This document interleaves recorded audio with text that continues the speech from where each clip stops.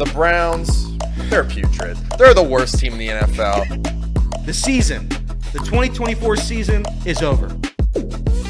Lamar Jackson can't win the playoffs. He'll win a third MVP, though, so that's great. Drew Sample is the most important piece of the Bengals offense next year. Go Joe Burrow. He deserves to be MVP. I wish he was the Browns quarterback. Kind of mean that. If you're looking for the most reactionary, silly, and unserious show on the internet, then you're home. Live from Hamilton, Ohio, it's Off the Bench by Chatterbox Sports on 1410 ESPN Radio. All right, let's do this. Off the Bench, presented by United Dairy Farmers, Chatterbox Sports on YouTube, and 1410 ESPN Radio in Dayton. Good Thursday morning, everybody. Welcome in. And, well, the more things change, the more they stay the same. We lose one, and then we bring one back. Elliot, good morning. Elliot, you there? Oh, no Elliot today. No Elliot. No Elliot today. But we got Casey. Casey, good morning. Welcome back. How are you? Look at that smile. I miss that smile. You fill the void in my life when you're back. Thank you. He's alive. Thank you, guys. I appreciate that a lot. I'm back. I'm healthy, and I'm ready to roll. I've had a lot of time off. Feels like I've been gone a whole month. But, you know, I've been dying to get back. I've been missing everyone in the chat, missing you guys. The chat wants you to put your glasses on. No, so I told you. Hey, See, this is what I've decided that I will now be going full-time contacts. Wow. For you guys. That's a big change. Yeah, full-time contacts. Life-changing I used to decision. be full-time, then I got lazy, decided to wear glasses, but glasses are tired. I'm tired of wearing the glasses, and I think I look better without them. Michael Ackley said no. well, so we Gonna have to get used to it, fellas. he pulled in the same time as I did today, and I pull up and I see him walk by, and I was about to say, "Hey, that's not Casey." I don't think I've ever seen anybody like I wear glasses regularly, and then I've switched to contacts as well about a month ago. But like, I don't think I've seen anyone that looks as drastically different without glasses than you, as far as that's not an insult, by the way. But I literally didn't tell him hi because I was like, didn't want to do that embarrassing, like, oh damn, that's not Casey. But it is Casey. He's right here in front of us. He is back and he is ready to go. Casey, we appreciate that that you came back and everything. So I'm glad to be back. Jimmy, how are you, sir? I am great. I'm You in the are middle Elliot seat today. I'm Elliot today. So Yeah. You got some bad takes lined up? no, only good ones. Only good ones. Did you guys figure out that whole Reese Hines thing from yesterday? Not Reese Hines. Who were you guys arguing about yesterday? Noel Marte. Marte. No, we had a good Yeah. game yesterday. In fact, I've had some bad takes, but his take was so bad we kicked him off the show. That's right. So That's right. See ya, Elliot. No, Elliot, have fun on your vacation. And Mr. Jacob Tissett, again, welcome. You're about to what? You're about to pull Elliot as well. I mean, we're I losing am. everybody. I am, yeah. No, I'm out tomorrow, but I'll be back Monday, so not quite as long of a vacation. What are you doing tomorrow? I'm one credit behind in 4 years of college, so filling that out over the summer. My final exam is tomorrow, so done with college after tomorrow. If only you were like the other Alabama athletes that would have somebody to do your tests and classes for Would be you. nice. It would be nice. Would be nice. Do athletes actually go to class? Oh, yeah. No, there's someone standing outside class making sure they're there. They don't make sure they're there the whole time, but they make sure they're there. Everyone has a job to do. Wink, wink. But no, welcome in Off the Bench, presented by United Dairy Farmers, Chatterbox Sports on YouTube, 1410 ESPN Radio in Dayton. But yes, we got Casey back. Justin Kinner with you here. We got Jimmy and Jacob, and we're off and rolling.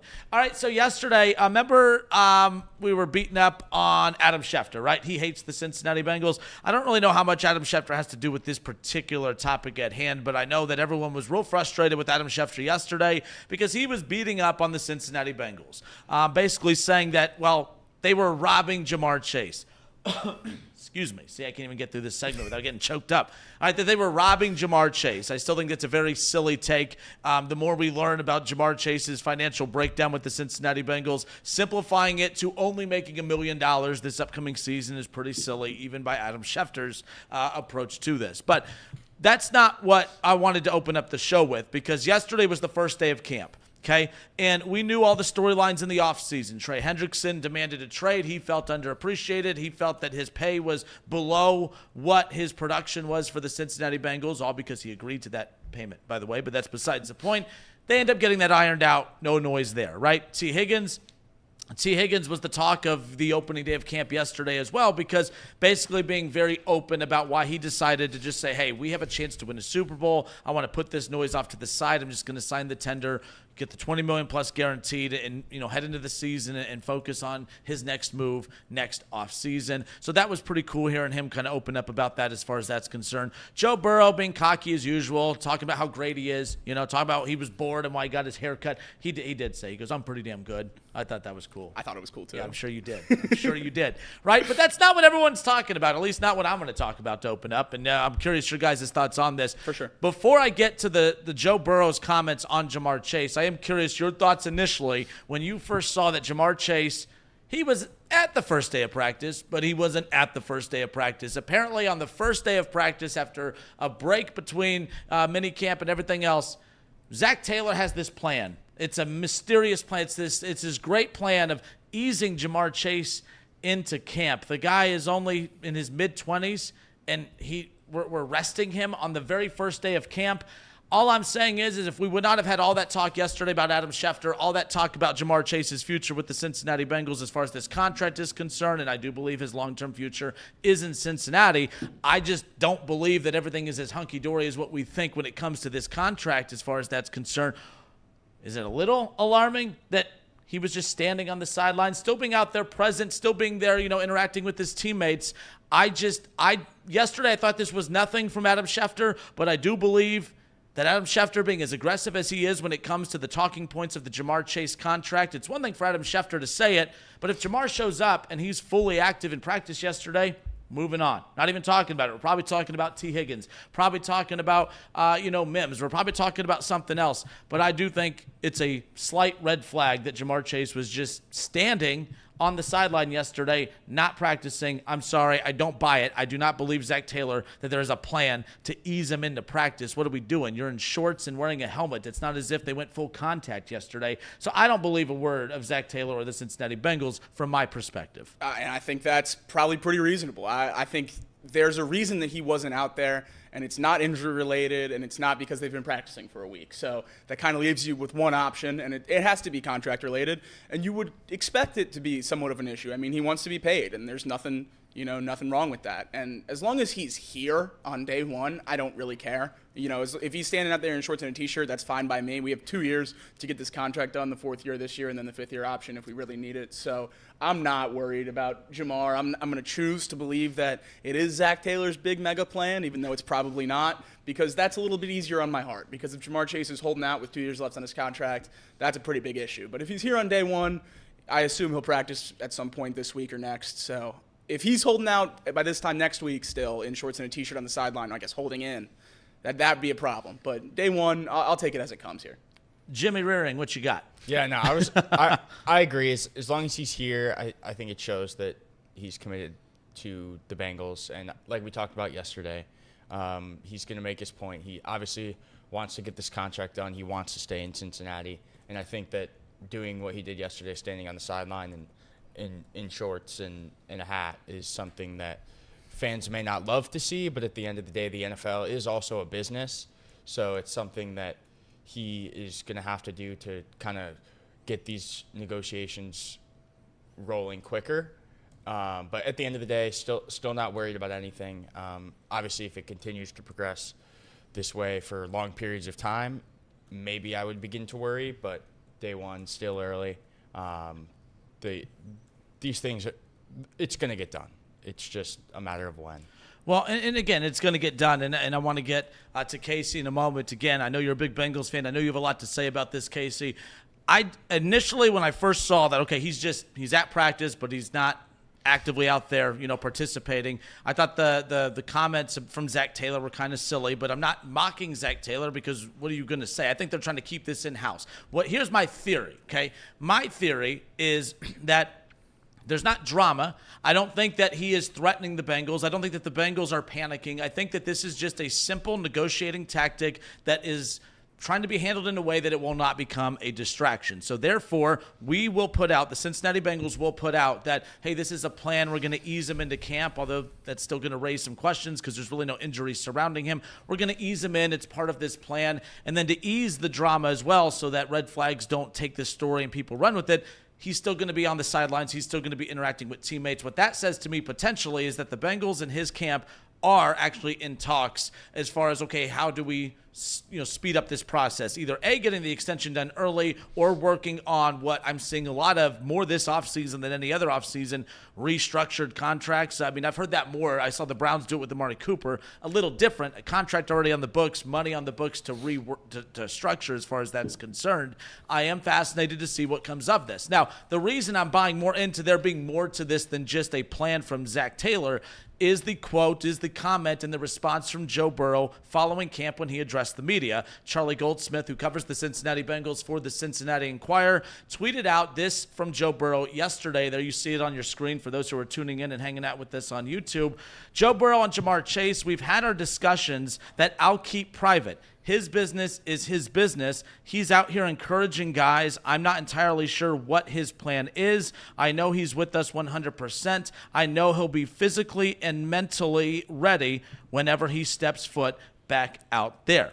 So, again, initially, didn't think anything of it. Zach Taylor says it's just part of the plan. But when Joe Burrow starts bringing up his business is his business, I just feel like if it really was just part of Zach Taylor's plan, I have a hard time believing that Joe Burrow and Jamar Chase standing side by side, and there's plenty of clips of them interacting through practice. Jamar not saying, hey, Joe Burrow saying, hey, what's going on? How come you're not out here? Oh, no, Zach just gave me the day off. It's part of the plan. No, his business is his business, basically insinuating he's taking care of business. That's what I think that this is. I don't want to get it twisted and say that there's drama and that Bengals fans need to panic, but I do think it's something you need to keep an eye on because while everyone ripped Adam Schefter yesterday, oh, Adam Schefter, he's just out to get us. I was kind of one of them too. I did think it was a little aggressive.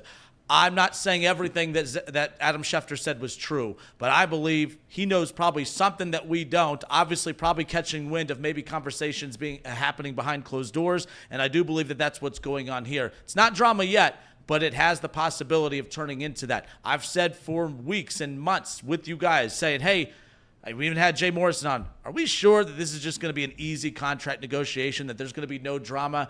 I don't believe that that's going to be the case. It doesn't mean that he's not going to be with the Bengals long term. I just don't believe that this is going to be as smooth of a process as what we all hope, or what you all hope it's going to be as far as that's concerned. Casey, your thoughts?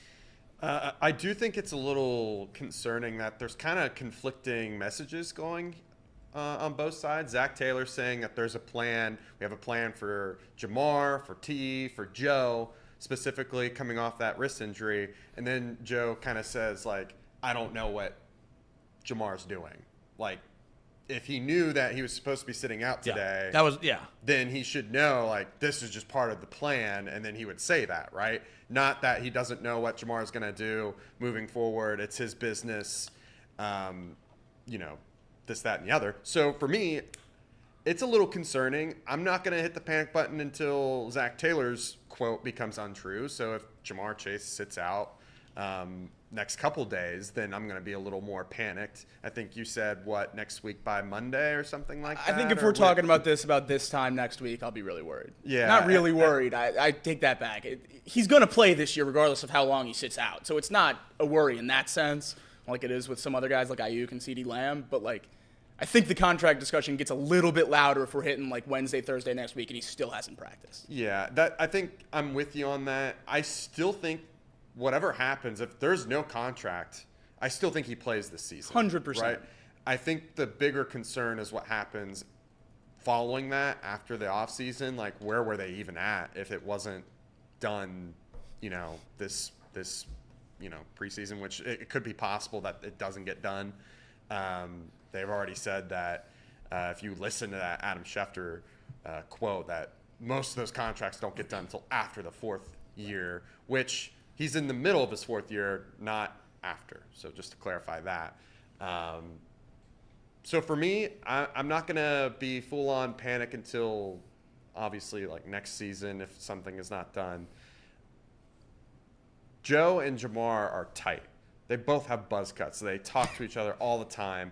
If Joe says that he's going to be there mentally ready to go, physically ready to go, I believe Joe, which is also part of that quote in that tweet, is that he says that Jamar's going to be ready to go. So I'm going to believe that.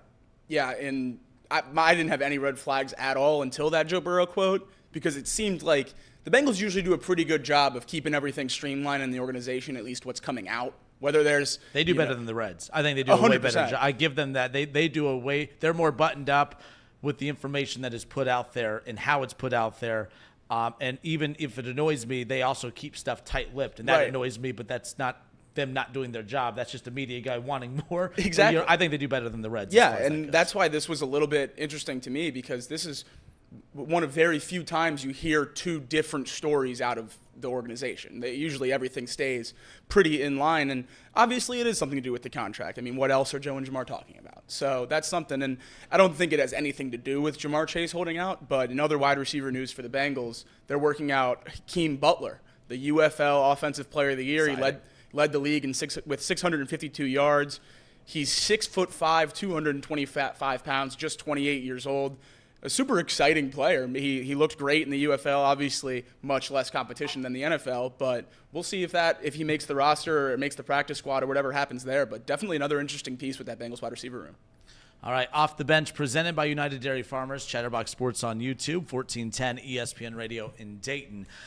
So like I said yesterday, not a huge deal, but I did think it was something that he was on the sidelines interacting with teammates, but not actively taking part in drills. I know Zach Taylor talking about easing him into it, but my big thing is they had helmets on with T-shirt and shorts. It's not as if it was like a physical practice. We're talking about the conditioning portion of this. But you look at Jamar Chase, I don't think we need to question his physical well-being. He looks like he might have ate Jamar Chase. Yeah, I was going to say, he might, it's like, but huge. Yeah, but, obviously that Joe Burrow quote kind of got me to kind of perk up a little bit, but nonetheless. Off the Bench, presented by United Dairy Farmers. We'll step away for a few minutes. I'm curious people's thoughts in the chat on YouTube. Again, Chatterbox Sports on YouTube. Appreciate everyone who hangs out with us each and every day from 10 a.m. to noon, but I'm curious people's thoughts in there. Am I stirring the pot? Am I overreacting? Or can we all admit that maybe there's something there? There's may not be everything, but there's something there. I'm fascinated to see what today is as far as the expectations for him out on the field and day 2 of camp. More Off the Bench, presented by United Dairy Farmers next.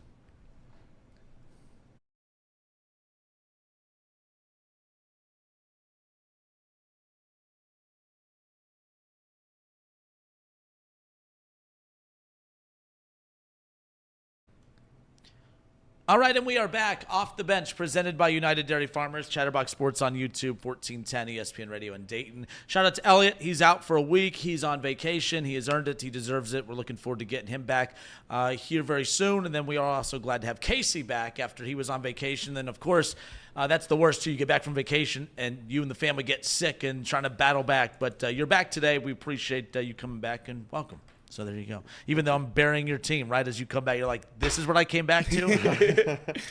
Yeah, I mean, I'm glad to be back. COVID stinks, man. It just sucks.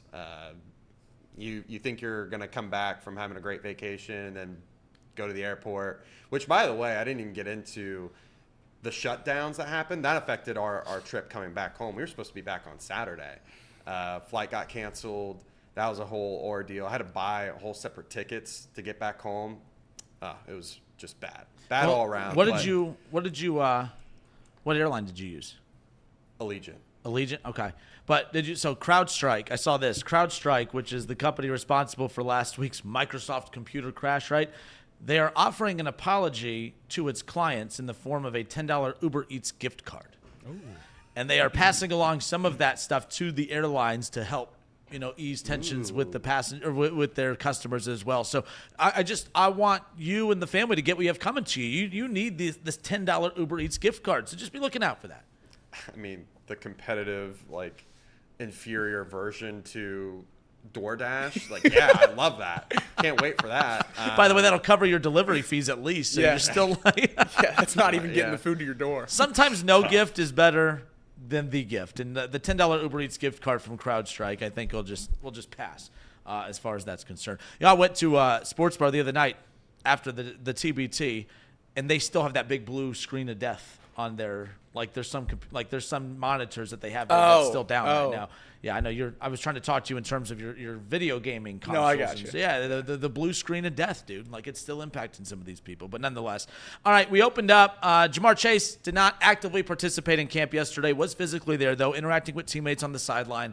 Zach Taylor says that's part of the plan to ease them into camp, and we'll see what comes out of this more. They'll be back at it today. I'm kind of interested to see if Zach Taylor's plan includes 2 days of easing them in as far as that goes. But there was a lot to take away from yesterday. You could just tell the excitement that all fans have for their respective teams reporting to camp yesterday. But definitely a buzz around the Cincinnati Bengals team. Joe Burrow, Eminem 2.0. He's healthy. He's at camp. It was announced earlier in the week that Joe Burrow has been given the pass. He's 100% healthy heading into camp, which is big. He was 100% healthy heading into camp last year, of course. Then things kind of started to spiral out of control. Hoping that's not the case for you guys this upcoming camp, no doubt. But were there any other takeaways that you had as far as non-QB related, non-Jamar Chase related, any other thing for you Bengals fans that you took away from yesterday's camp? The first big one for me was Chase Brown. Chase Brown looked great yesterday. There were a lot of clips of him. The last play of the 11-on-11 team period, he broke a long touchdown run. He looks very fast. He was the fastest ball carrier in the NFL last year, obviously getting limited reps with Joe Mixon still here. But he looked great, and he took the first running back reps with the offense last night. So very interested to see what happens there. Obviously, the Bengals brought in Zach Moss as well. Chase Brown was a rookie last year, so we'll see how that running back room shakes out. But I expect it at most to be a 50-50 split. I think we're going to see both those guys a ton, and I expect both to be pretty competitive. The other story that I saw from camp yesterday was Jermaine Burton taking a lot of reps with the ones in that slot position. He had a great one-handed grab. Obviously, I'm a little biased being an Alabama guy when he was there. He was a great receiver for us down there, and hopefully he can continue to do so with the Bengals. I have really, really interested to see how that third wide receiver position shakes out with Charlie Jones, Andre Yoshivas, and Jermaine Burton. Obviously, only one of them can start because you have T and Jamar as well. So I'll be interested to see how that shakes out, but the offensive side of the ball seems to be settling down a little bit going into training camp. I've got a couple too. I think the biggest one was Trent Brown For and sure. Marius Mims taking the first team snaps. Those are very, very important. I know you guys kind of went over that yesterday, just saying how important it would be for Marius Mims to start right away, being a very, very good contributor. I agree with that same sentiment. I think that if he's going to be able to do that, if you want him to be who you think he can be, he needs all the snaps that he can get. And then the second thing was I saw a lot of reporters saying that Joe Burrow was looking for Mike Gesicki early and often, which is a huge red alert, because I think Mike Gesicki could really just take this offense to the next level. He would be a great red zone threat. And we talked about how they struggled in the red zone, how they just weren't very efficient. They weren't able to get enough push. Well, now you have T Higgins and Mike Gesicki, two really big-bodied guys and very athletic. So I'm really excited to see what Mike Gesicki adds to this offense as well. We focus on Charlie Jones, Yoshivas, and Jermaine Burton for that slot receiver role. I wouldn't be so quick to rule out Gesicki. He played almost 50% of his snaps at Miami in the slot position, split out from the tight end. I think he could make a big difference in the slot wide receiver, and you just play Sample at that tight end and have him block kind of as an extra lineman, and Gesicki gives you a great red zone threat. I think he'll be really interesting to watch this year. Yeah, I feel like we've done this talk countless times over, but mine was about T Higgins coming to camp and being there on the first day after signing his franchise tag. He talked about kind of how he was sick of the drama surrounding his signing his trade request, and how so many people were tweeting at him that he had to sign his franchise tag and come back. But I do think that it's good to see him back practicing with the team, and although we know kind of where the situation is headed in the future with T Higgins, I do think that it's good to see him back and telling people that he's ready to compete. He's ready to hopefully bring this team to a championship, or about as far as you can get to winning a championship, because at the end of the day, this is a really good Bengals team, and he is a really big part of it. So seeing him back is a good thing. Yeah, and we can say whatever we want about Zach Taylor's play calling and where he ranks in the top 10 coaches or whatever. T. Higgins signing his franchise tag on day one and showing up to camp speaks loudly to the culture he's built here. I mean, people want to be here. People want to play for the Bengals, and it just continues to show. And it's great. It's a nice change of pace from what it seems like being a Cincinnati sports fan has been my whole life. You're kind of scraping the bottom of the barrel for players and free agency and everything like that. And now people want to play with the Bengals, and that's thanks to Zach Taylor and Joe Burrow. So I think it's important to always point that out. We focused on the negatives with T. Higgins' trade request all offseason. Now when it's serious, he's here right away, and he's ready to play, and he's out there practicing day one, no hold-ins, no other drama, nothing like that. He's here and he's ready to go, and that's great. I just continue to love T. Higgins more and more, and it's going to hurt so much more next year when he walks, especially if we can get the job done and win a Super Bowl this year. I know this has been thrown out in the past, and I don't expect anyone to actually want this, but Jamar Chase at 35 a year, okay? And again, this isn't started, but like I get why you want Joe Burrow and Jamar Chase long term, but is that juice worth the squeeze compared to very similar juice you can get to Joe Burrow and T. Higgins, who you would get significantly cheaper, and then have still money to be able to keep a Gesicki or be able to keep a secondary weapon? I know this sounds absolutely wild. There are some teams who, like the Bills, losing Stephon Diggs was a big deal. Like, you need Stephon Diggs, but they don't have a T. Higgins next to that. So, like, that's why they're relying on, obviously, the draft to go and get a rookie wide receiver. All I'm saying is let's just say that things get a little dicey. I still think the Bengals could just look at Jamar and say, we want you here. We have done everything. We want to bend over backwards to keep you here. But if we can't agree to something, we'll just turn to T, give him his 25 to 28 mil, and we'll just keep trucking. Like, the thing is, we're a year away from really where this actually matters. You know, Jamar probably using this leverage as if he is going this route, having an opportunity here to make a little noise a year ahead of time. But, like, all I'm saying, I know no one's going to say, oh, we don't need Jamar Chase. But all I'm saying is it, from a business standpoint, keeping T. Higgins over Jamar Chase still makes way more sense from a business standpoint, especially if Joe Burrow is who you guys think he is, and we all know he is who we think he is. To me, if Jamar Chase's noise gets louder, I don't think it's even worth to go down the noisy route with Jamar Chase, because I don't think Jamar would have the leverage in that situation. As much as leverage is what he thinks and what we think he has, I don't think he has as much leverage as what he would think if things went down a path where it got a little dicey. And I actually 100% agree with that. I think if it wasn't Joe Burrow and Jamar Chase, I would agree and I would want to re-sign T. Higgins. But because of the relationship those two have, because of how long they've played together, because like Casey said, Jamar walking down the street and knocking on doors to move in next to Burrow, like the relationship those guys have, I think will continue to build that culture that we talked about before and make Cincinnati more, desirable for people to come play at. People will want to play next to Jamar and Joe Burrow, and I think that'll elevate the guys around them.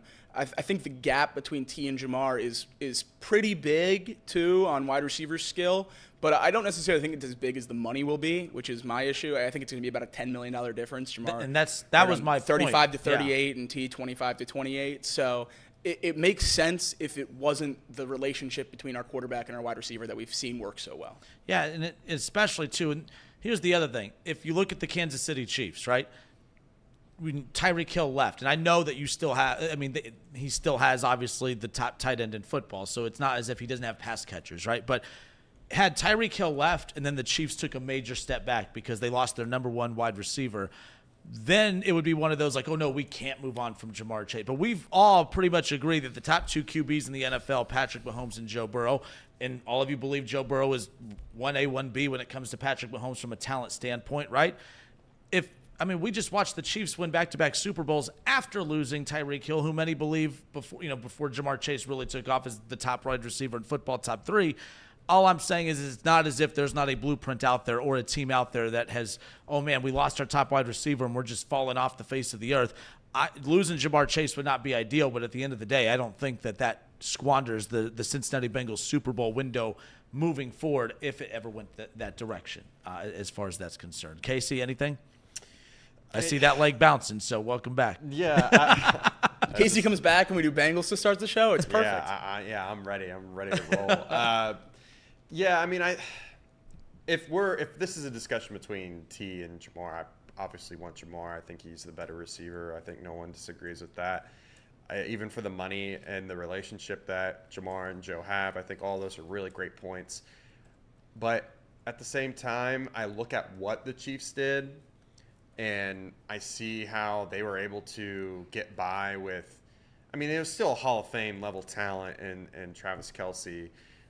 They were able to do it with just him and a bunch of guys. I mean, I hate to say it like that because it really was like that. They did it with some guys that completely were just trash for the most part. They were other teams' trash. They pick up Kadarius Toney. They pick up like MVS, things like that. That just they were able to find enough to get the job done. I think the Bengals can do that.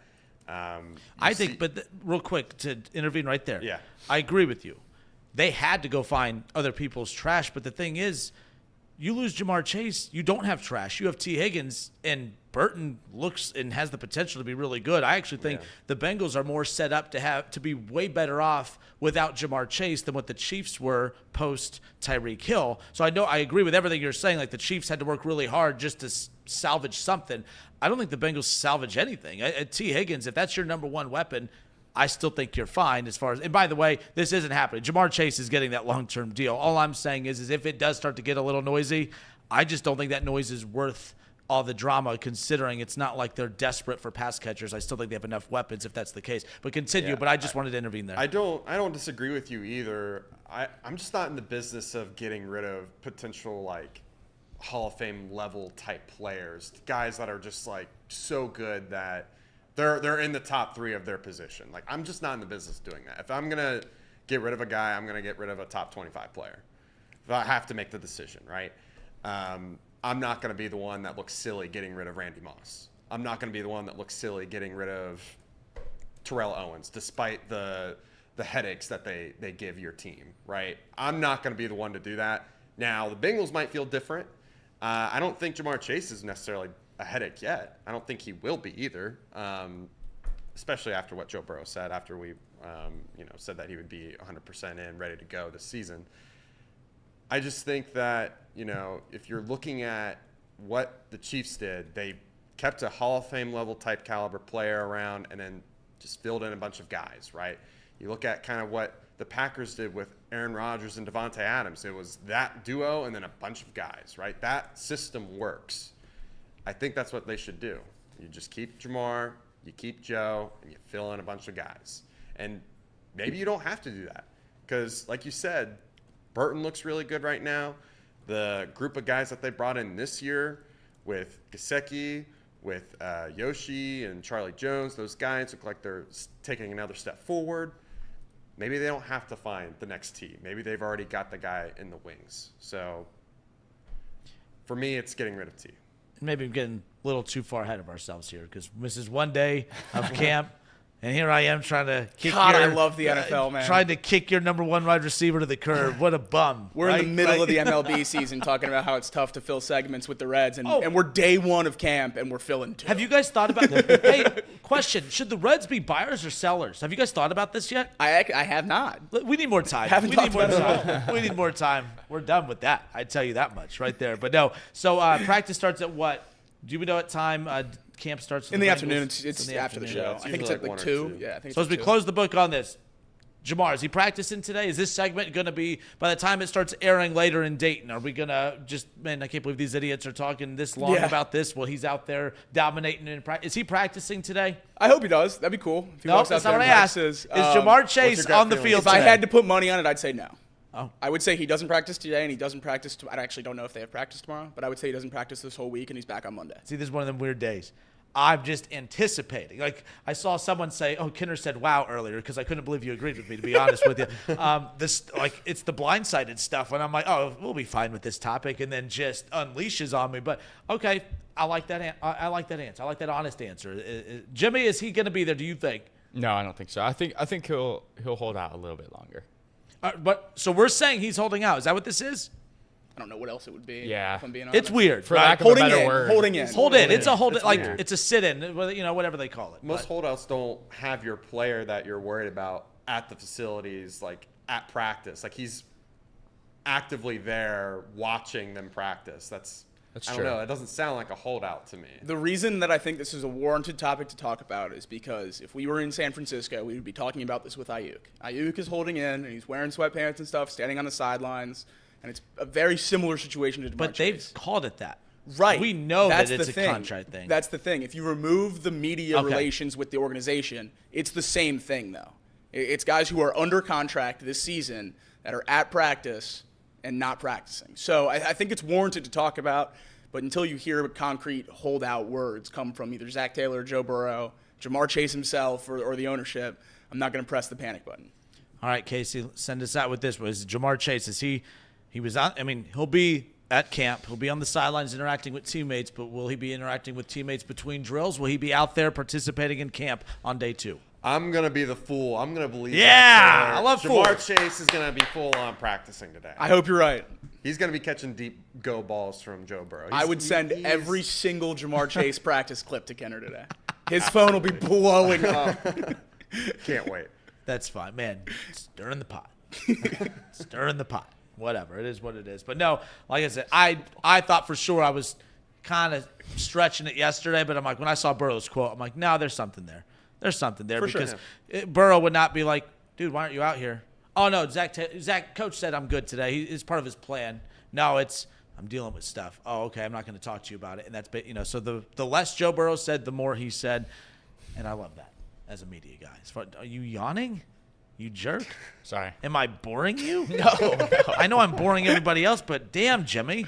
No, it was one yawn. We even put Notre Dame on the ticker today. Yeah. For you. I mean, we're going to You be actually buried. didn't. Notre Dame topic. We're going to be burying them, but that's fine. That's fine. No, Jimmy, I'll pick it up a bit. All right. No, I'm it sorry. really- No, it's Oh, my It's okay. gosh. By the way, he sent me home with them seaweed chips yesterday. I meant to bring them in. They're still Did you break into those? Those are disgusting. Those are disgusting. Did you eat them or not? No, they're still sitting in the front seat in case I ever get stranded and need to, you're eating have something to eat dried for survival. Oh, it was. It was. I like, loved like once a week where we just air out Jimmy's lunch on the show. I mean, there was the Hot Pocket segment like a month ago. Listen, look at the way Jimmy looks. Look at the way I look. I should not be knocking okay. whatever he eats. I should be probably eating those seaweed chips, to be quite honest with you, over my Doritos on the way home. So is what it is. All right, Off the Bench presented by United Dairy Farmers right here on Chatterbox Sports on YouTube, 1410 ESPN Radio in Dayton. But, yeah, we'll have some more Bengals stuff coming up here later on in the show. We're going to get to some college football stuff here around the corner. Paul Feinbaum just absolutely unleashing on Ryan Day. A year ago at this time, he was beating up Jim Harbaugh. Well, Harbaugh's in the NFL now, so he has to find a new punching bag, and that punching bag seems to be Ryan Day. We're going to talk about whether that expectation is fair or foul, and then I have a take that I'm curious Jacob's take on it when it comes to the Ohio State-Michigan rivalry. I love how this show has just turned into you giving takes and then just like sitting there waiting for what It's I say. PTSD. I have not recovered. Like, You just like look at me. I'll be at the radio station, so Kev sits to my left at the radio station. I'll be giving a take on the radio show, and I'm looking to my right, and oh, thank God he's not there. Jacob's not there. One day he's just going to pop out. Right? Like, I'm gonna start calling in. we'll be right. By the way, and I'll hang up on you like I did Shaw the other day. Shaw, if you're watching, you're allowed to call into we have phones for this show, right? We would. I gotta can. get this reset back up. Oh, well, we But gotta we will. we gotta get Shaw involved on this show. Football season, we're gonna have to. Yeah. Oh yeah. The chat's 100%. gonna have to air Kenner out for his Browns takes.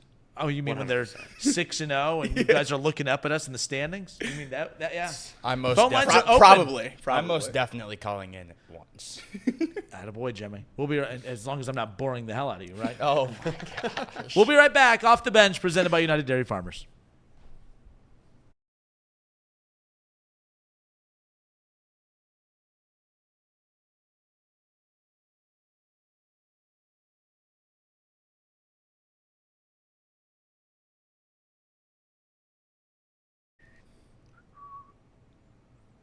Oh, we're back. Just like that. It's Off the Bench, presented by United Dairy Farmers, Chatterbox Sports on YouTube. Opened up the show talking a lot of Bengals, camp. I mean, that was just day one of camp. That's right. That was just day one. What will day two bring? I mean, man. I'm pretty excited. I'm pretty excited for camps across the board. By the way, last closing thought on the NFL before I move over to college football. The restructuring, not restructuring. What are they calling this? Like what did the Browns do with Amari Cooper's contract? What are they calling Restructure. it? It's a restructure. Yeah, But you're just guaranteeing all the money. like, I've heard that term more. I mean, the Rams just did it with their quarterback and Stafford, right? Like, I've heard that phrasing used more in the week leading into camp than any other time. And it's just these are the things that the players are trying to get done. And it's like if I'm the Bengals, by the way, like let's say that's what Jamar's pushing for, there's a lot of teams looking at the Bengals saying, don't do it. I actually think the Bengals restructuring a deal a year early is worse for the league than the Browns giving Deshaun the fully guaranteed money. Now, this isn't defending the Browns. All I'm saying is that's going to set the precedent for rookies trying to restructure deals significantly early.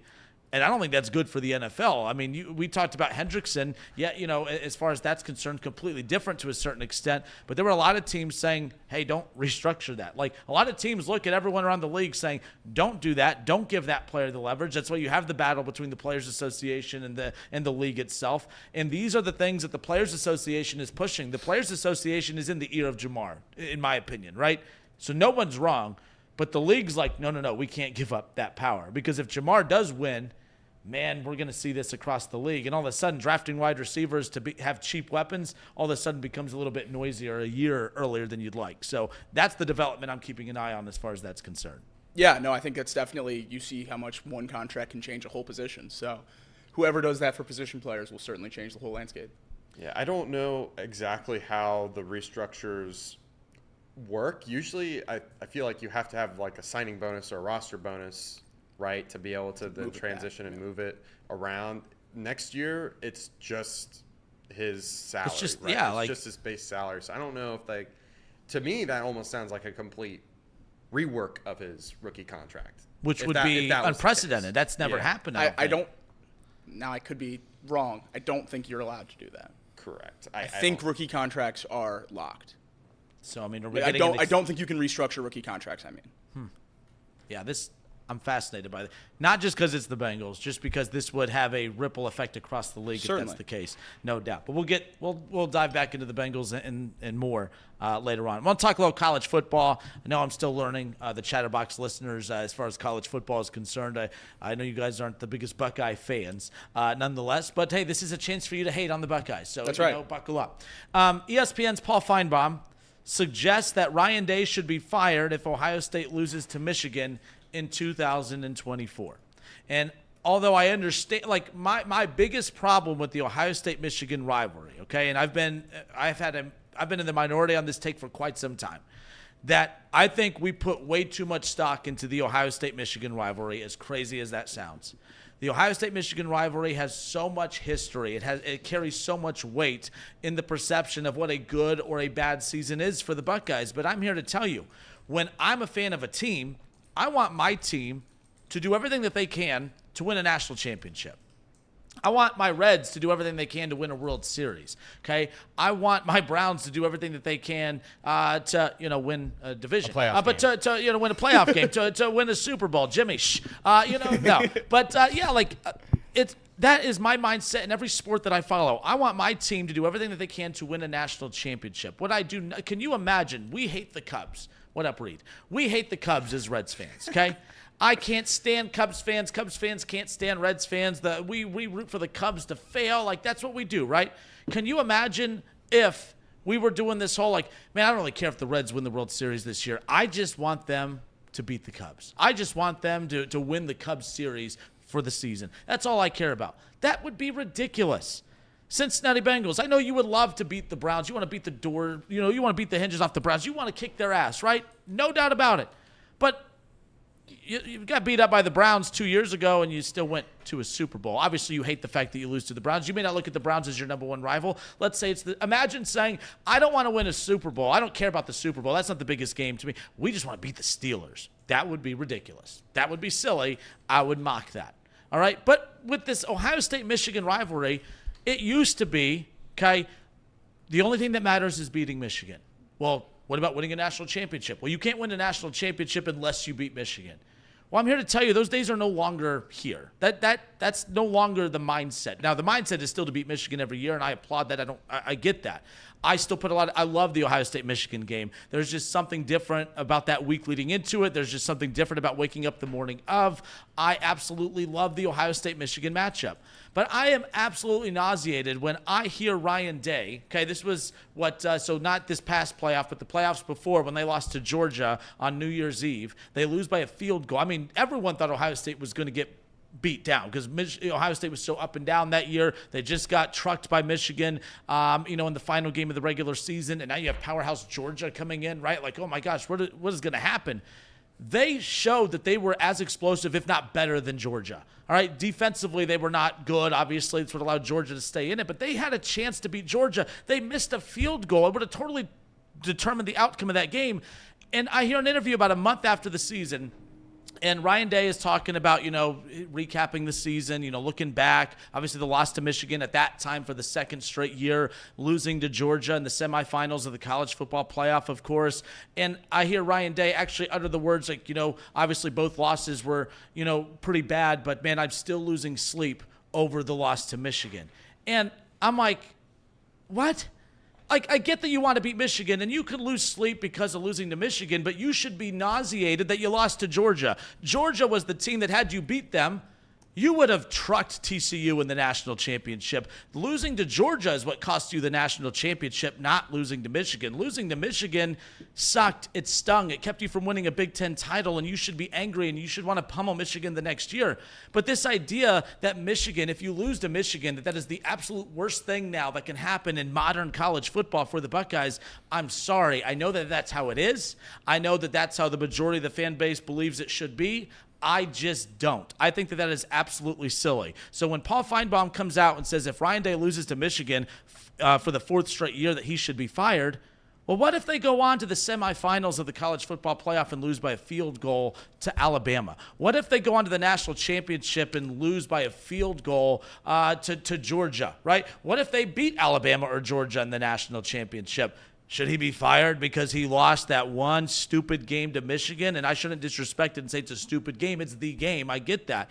I'm not trying to downplay the significance of the Ohio State-Michigan rivalry. It is my favorite rivalry in all of sports, as I've already said. But I do think it is a tired take that the only game that matters on this schedule is Ohio State-Michigan. I've always thought it was silly that, well, everything we do is about preparing for that team up north. Well, maybe you should prepare for Georgia.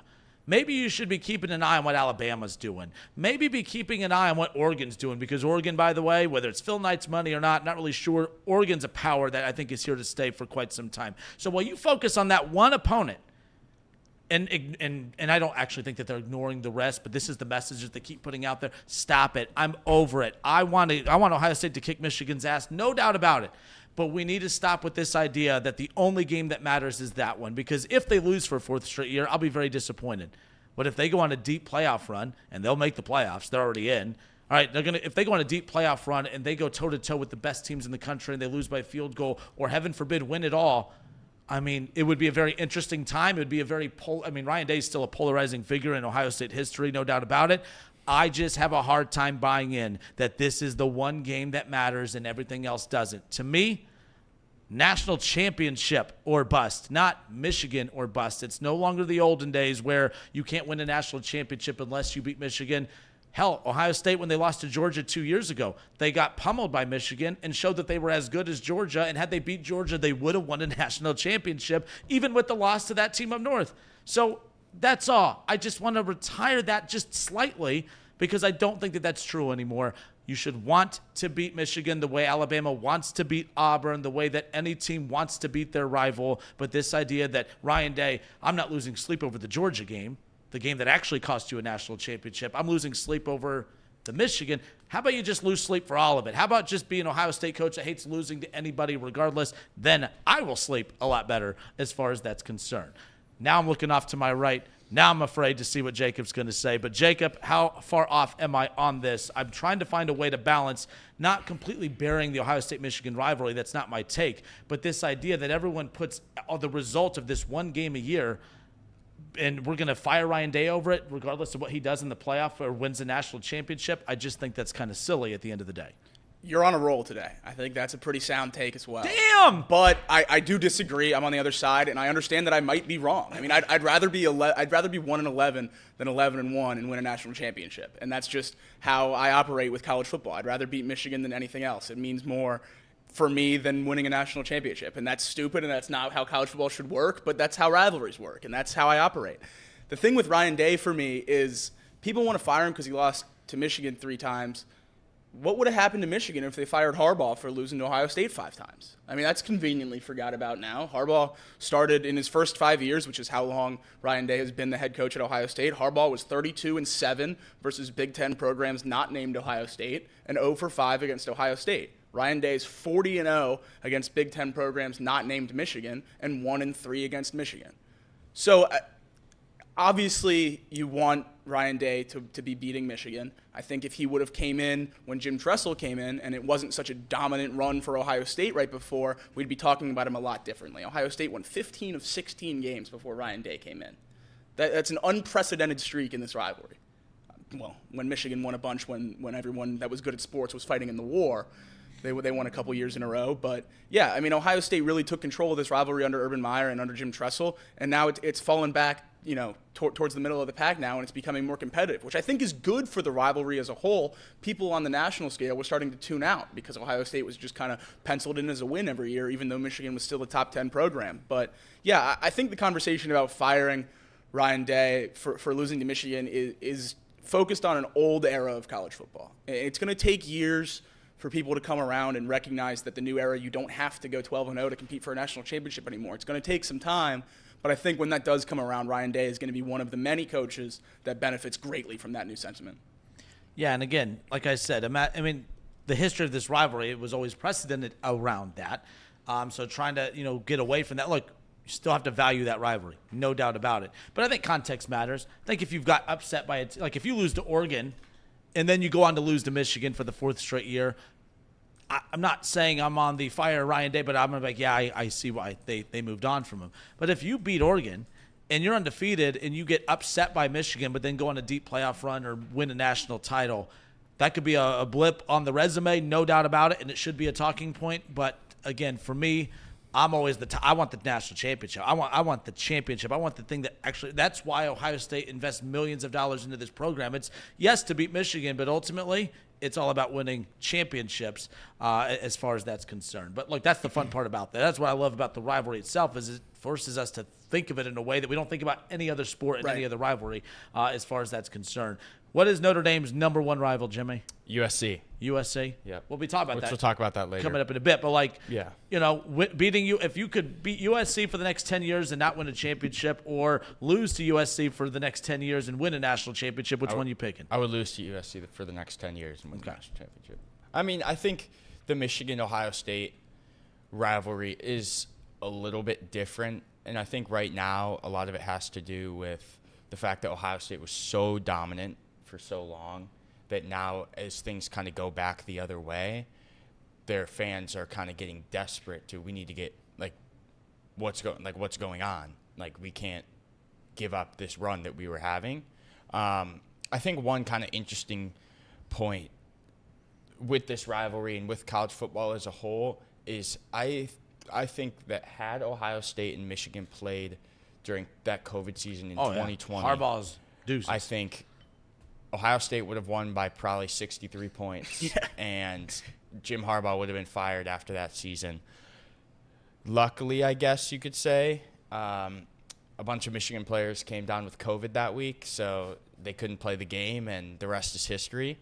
But I do think the rivalry itself has gotten to a point that's a little bit silly, and I'm hoping that the 12-team playoff kind of, like you were saying, kind of takes a little bit of pressure off that rivalry, because at the end of the day, the goal for a program like Ohio State should be to win a national championship. The goal for a program like Michigan should be to win a national championship. They're two massive brands in college football. So I don't think that one game should necessarily determine a season. And I understand that you grew up hating Michigan. I grew up hating Michigan. But at the end of the day, I'd rather win a national championship than beat my rival, no matter what. All right, Off the Bench, presented by United Dairy Farmers right here at Chatterbox Sports on YouTube, 1410 ESPN Radio, and Dayton, Dayton's radio home for Ohio State football. So there you go. Go Bucks. Go Bucks. Go Bucks. Nonetheless. Hey, I think we have an Elliott sighting. We do. In the chat. I see a fire Kinner already. Elliott said he's driving down to Hamilton to drag Jimmy out of his chair. Elliott, can you bring some Chick-fil-A on the way, too? Ooh, no free ads. We got free ads? No free ads. That infuriates Casey. By the way, when you were Can you out, bring some generic fast food chicken? yeah, please? when you were out, so many free ads. Free ads So left many. and right. I mean, you could honestly call it the free ad show. It was free ads palooza. That's what we called it. Free ad. But Should have How are been we there. supposed to make money if we just keep giving out free ads? Well, hopefully, if you give enough free ads, they call and they're like, "Hey, can we pay you for these?" That's how it works. That's how business works, that's dude. how it Yeah. Yeah. All right, we'll be right back. More Off the Bench presented by Chat. Let me know if I'm back so I can continue doing these ads. Elliot's ripping Jeremiah, so yeah, we're back. At least on my phone. Oh, no. No, All right. my phone, 'cause it's Everything's not working for me. I just don't know if the It seems like we're live. It looks like we're back. It looks like we're live and grainy as Chat. it gets. Well, I don't know. I don't know what that's about, interesting. but Hey! if it was our switcher that died, then we wouldn't have cameras. So it's not that. I don't know what happened. So It's just a little pump fake. Yeah. Keep you on your toes. we did lose Twitter, so I'm gonna re-stream that on Okay. Twitter real quick. Inside Baseball. Inside baseball. What's better than getting inside of baseball? Thanks, Elliot. Very nice. All right. So none of that went over air, right? None Oh of no, the not one ads? bit. Not one bit. Let's do it again. Let's do it one more time. I'll do it really quickly. Pawnee Water, made right here in Hamilton, Ohio, uses natural limestone filtration, unlike the artificial processing other brands use. The result being a healthy alkaline water, and some say the best tasting water in the world. Visit Pawnee Water at PAHHNIwater.com. And then Encore Technologies, we kind of need them right now. They provide IT solutions for a data-centered world with the suite of services from mobile computing, desktop to data center, supporting both centralized and work-from-home computing modules to improve efficiency and Productivity. that's right, Jimbo. Productivity. Path to innovation begins right here. Visit encore.tech. And take the guesswork out of buying tickets with the Game Time app. Download the Game Time app and create an account and use code OTB for $20 off your first purchase. Terms apply. Again, create an account, redeem code OTB for $20 off your first purchase. Download Game Time today. Last minute tickets, lowest prices guaranteed. I think we're going to be using Game Time to maybe do a pseudo That's Chatterbox right. game Tuesday. day. That's right, on So, Tuesday. On Tuesday, I don't think this is something that's sponsored by anyone. It's just something that we're trying to do with you guys in the chat. So Reed only hangs out with us when the Cubs are in town. So we had to wait for the Cubs to be in town so that That's he right. would come hang out with us. Or his good friend Zach. Yeah. Wait, what are we doing? Tuesday? Tuesday, Cubs. Tuesday, Cubs. Yeah. I used Game Time last night. I'm going to be going to the Hardy concert tonight. $50 Ooh, thanks to very Game Time. nice. That sounds like a lot of fun, Jacob. I'm very excited. Yeah. So, again, some other housekeeping things. I don't think we have anything going on after the show today, other than if you've been watching the Little League Baseball that's been going on. That's going to be on Watch C-Box Sports. If you've been enjoying that, please continue to enjoy that and watch that. I think tonight's the championship. It's the final thing. I've not been completely in tune with it because I've been sick. I've been out of it. But, yeah, it is the championship. So if you've been enjoying that, please enjoy it some more. The final championship's tonight. Hamilton's in there, I believe. You think? Hamilton's in the championship. Ooh. 99% sure. Very cool. If you haven't done so already, please give us a thumbs up. I see we're sitting at 22 likes. Let's get that up to 40, and I'll pie Elliot. I'll drive over to Elliot and pie him in the face. You're going to drive to Hilton Head. So Hilton you're Head. taking another week-long vacation. Correct. Crap, We're now going you on get sick 4 weeks again. in the last 3 that Casey's See you off. in week 4. That's right. And also become a member if you want to. That's right. We offer some memberships. There's a $10 membership, gets you access to everything, and then $25 gives you a discount on merch, a code that we'll give to you, and then yeah, that's all our housekeeping. Yesterday we items. streamed the 12 o'clock Reds game for members, and if you became a member for that game, you would have been a member for free because we told you to take Ellie De La Cruz home run, and he sent it to the second deck. So you can get a free membership if you just tune into our Red streams and take our bets. That's right. I mean, that's just like free money. That's right. Not Pretty that we're much. giving you betting advice. No, but never betting advice. never betting advice. Just maybe tips and tricks. Just a nudge. Just a little nudge in the right direction. All right, that's our ads. That's Casey's minute. Let's go back to the radio. Hoorah. Hoorah. Are we back? Or do you got to do the... In a quick 5. Oh, yeah.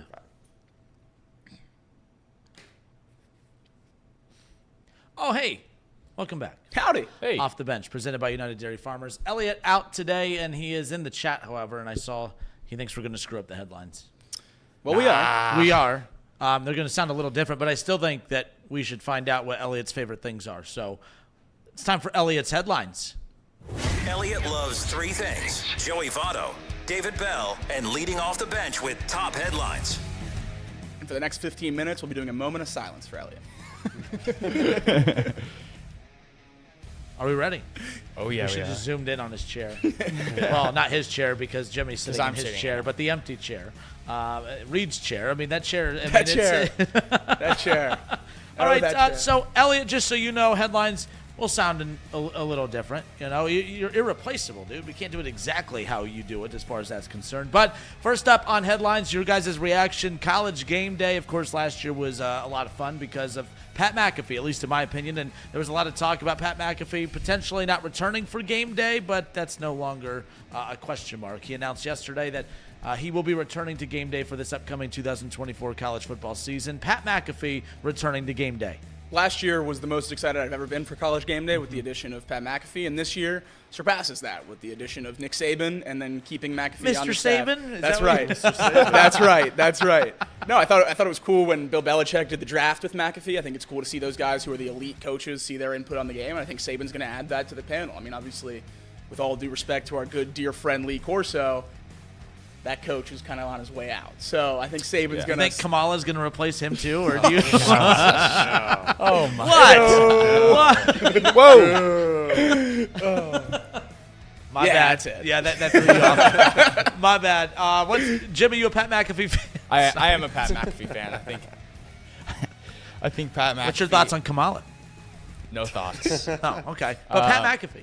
I thought Pat McAfee kind of brought a new life to College Game Day last year, which was very, very fun. I think my favorite thing that they do is the kicking competition. Yeah. I would love to get a shot at kicking, even though I know I would definitely miss. It would be some. I would love to get a shot at making that. I just think, it's kind of it's a show that college football fans love, but I feel like over the last couple of years it kind of come to like a weird spot where like people who used to watch it every Saturday morning weren't necessarily watching it. Maybe that's just people that I know, but I think with Pat McAfee last year, especially when they came to Notre Dame, I thought that was a really cool, just like different vibe to what College Game Day had been in the past when I had been.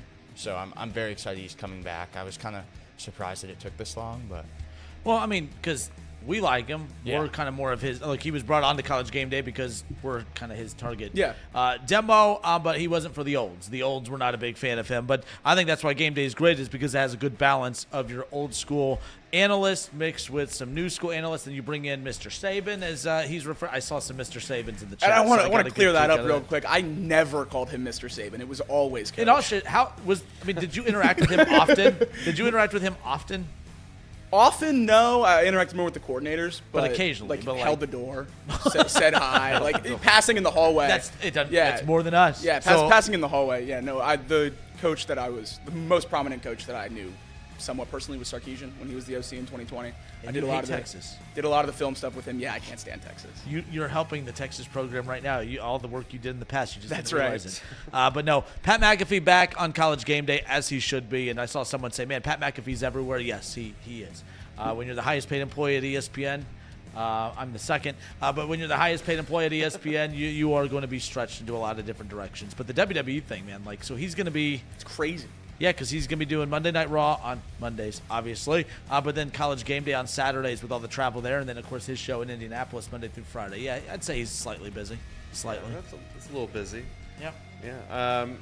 I think the College Game Day producers, they kind of said, what can be unburdened by what has been? That's a deep track. If you don't know, that's a very famous quote from Kamala Harris. Hey. So, I just love that Pat McAfee is going to be there. And the fact that Nick Saban's there adds just that other dynamic, that level of the coach dynamic that we've kind of been missing, I would say, a little bit. We've got a lot of the players in there, but not much so the Fox the has coach. Urban, and he's great. And I think Saban's a good counter to that. as far as that goes. Elliot said, are these idiots actually doing headlines or just talking about Pat McAfee? Yes.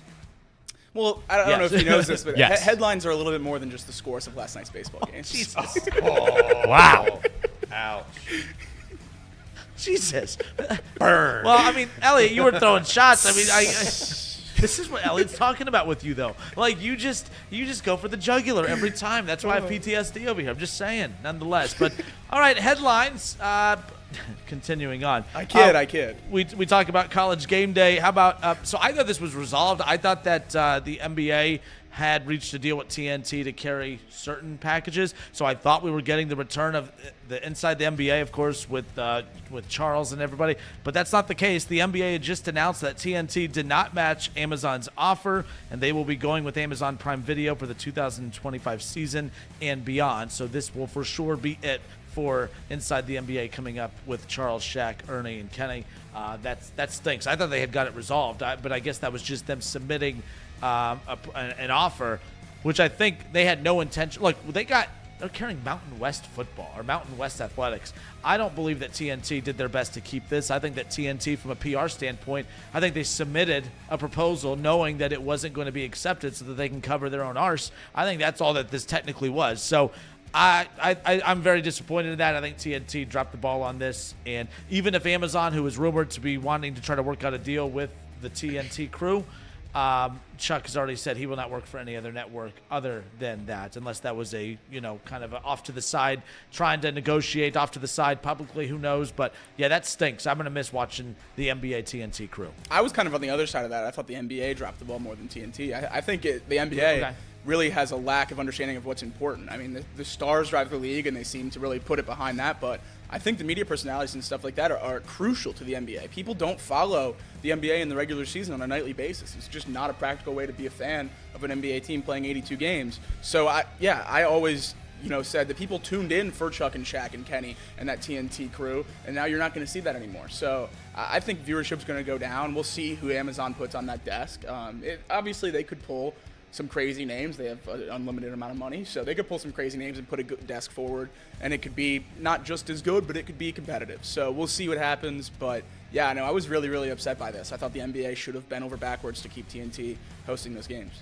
Yeah, I think within the general basketball fan world, I think the NBA on TNT was one of the more beloved shows in just sports in general. I think it was really funny, and those guys did a very good job. I would rather tune into those games than some random game on Bally Sports, just because of those guys. So I think it's disappointing. I think the NBA is in a weird spot right now with its fans, and I think losing this show is not going to help that by any means. So we'll see how Amazon does with it. I'm sure they'll do well. They've found a way to kind of enter the sports world, and they didn't do bad piecing together. I don't mind their NFL panel. It's not like the best, but I never heard people complain about it. I actually like their halftime with Whitworth and Sherman. I think it's fun. Like, they're interesting personalities. I don't think they try. They're not trying to be somebody else. Like ESPN, I feel like they're trying to copy what TNT does by they're trying to put the big personalities up there. The chemistry is why that TNT show works. But that's why I do laugh when people complain, oh man, ESPN, they didn't even recap the first half. I'm like, who cares? I've never tuned in. Man, I wonder what they think about the first half. All I care about is what I think about the first half. When I think of that TNT crew, I can't tell you one time where I thought, man, Charles recapped that first half perfectly. No, they were entertaining as hell. That's what people want. They want to be entertained. And that's where, so again, yeah, you're right. It's one thing for TNT to put that proposal in, but the NBA should have been doing everything in their side. I do agree with that. From that perspective, the NBA should have looked at them as an asset, because while everyone craps all over the NBA product, the only thing that everyone unified on was that, and they should have done everything in their power to keep that together in some capacity. Casey? Yeah, I'm with you guys on the same sentiment. I just don't think they'll be able to find a crew that's just as entertaining to watch, as much as passion and the brotherhood that they had there. Like, I just don't think you're gonna see the same sort of product. It's gonna be more, I feel, buttoned up and more straight to the point, and I think that's a travesty for the NBA. I know you said Chuck's not going to negotiate with anyone but Turner, but I'm still holding out faith that it's going to be the same exact crew on Amazon. I mean, when a company's worth a few $1 trillion, money changes every conversation. And if Amazon's as smart as I think they might be, I mean, they went out and got Al Michaels for Thursday Night Football. So I could see them putting massive checks in front of that Turner desk crew and having them keep it going. No doubt about that. Yeah, we'll see what ends up happening. To counter off that last point on this, Mike Tirico will be the lead NBA voice for NBC, which I love. I love Mike.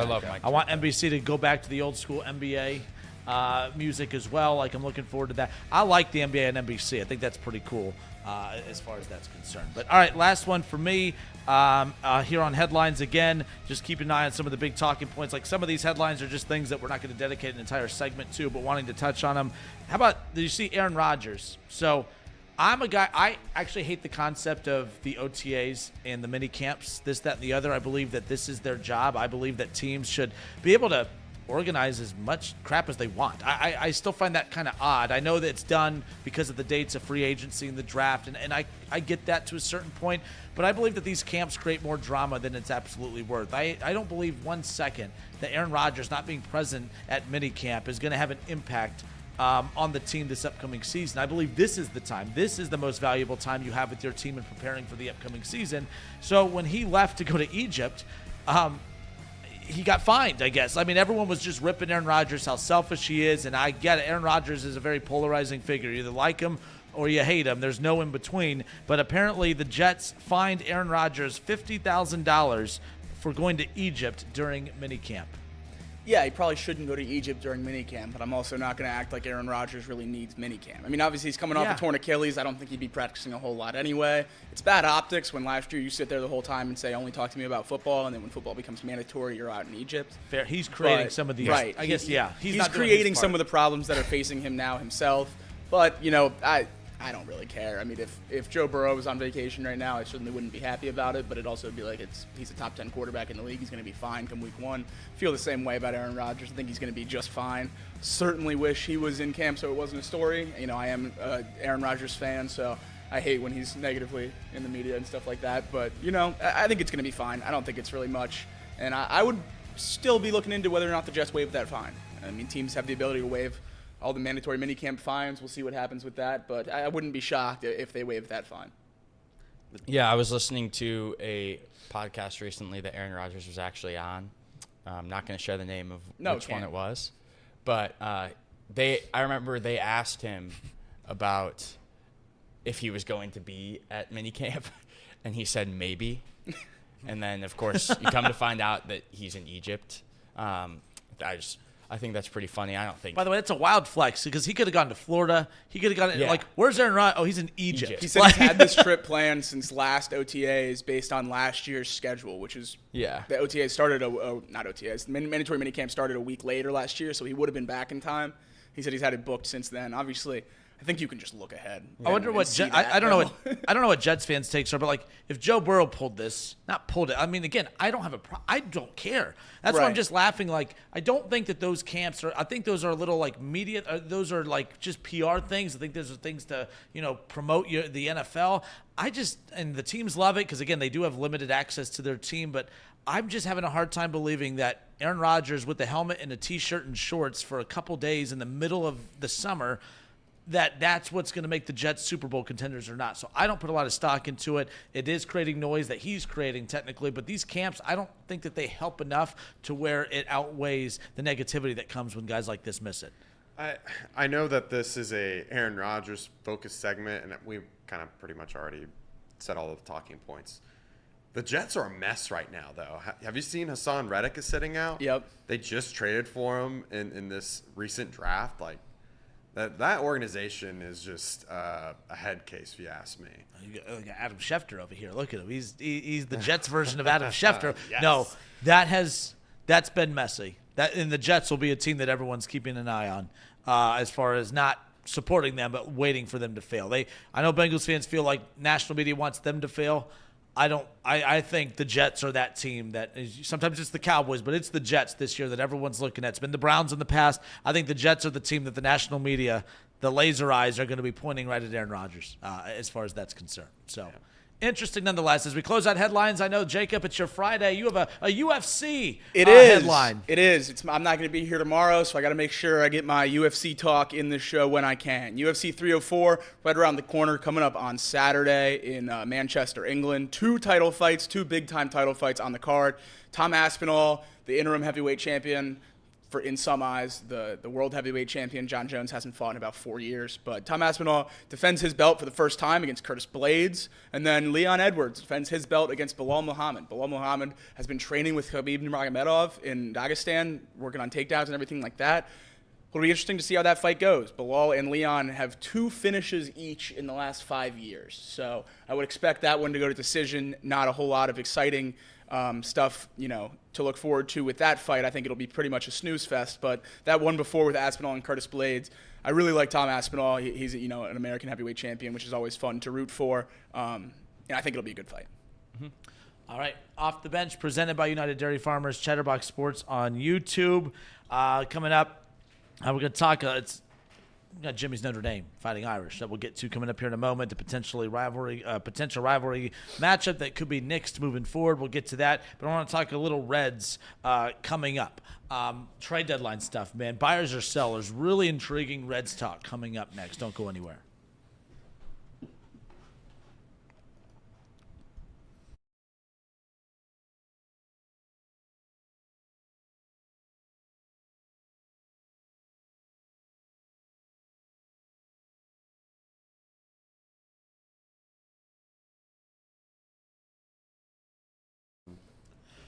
All right, and we are back Off the Bench, presented by United Dairy Farmers. You took a shot at our boy Elliot a little bit ago. Are you two still friends? I was trying to keep up with everything in there, but they were going at you pretty hard. Yeah, I think we're good. Yeah. I think we're good. Elliot, come back. We need him. I mean, he's gonna. You might have upset him. We might get too happy about the Reds without him here. I mean, if they go on a run, They go on a run while he's here's the gone. deal: if they win out between now and when he's supposed to come back, he's not allowed to come back. They'll probably lose tonight, and then this whole bit just goes out the window. But I can tomorrow, guarantee you they don't lose tomorrow. tonight. Yeah, like they didn't lose last night. They technically won yesterday. They did win yesterday. It is Thursday, isn't it? I don't even know what day it is. It is Thursday. They Anyways. play those pesky Rays this weekend Well, look. that everyone loves. So the bats came alive yesterday. That's right. Bats coming alive or taking advantage of bad pitching.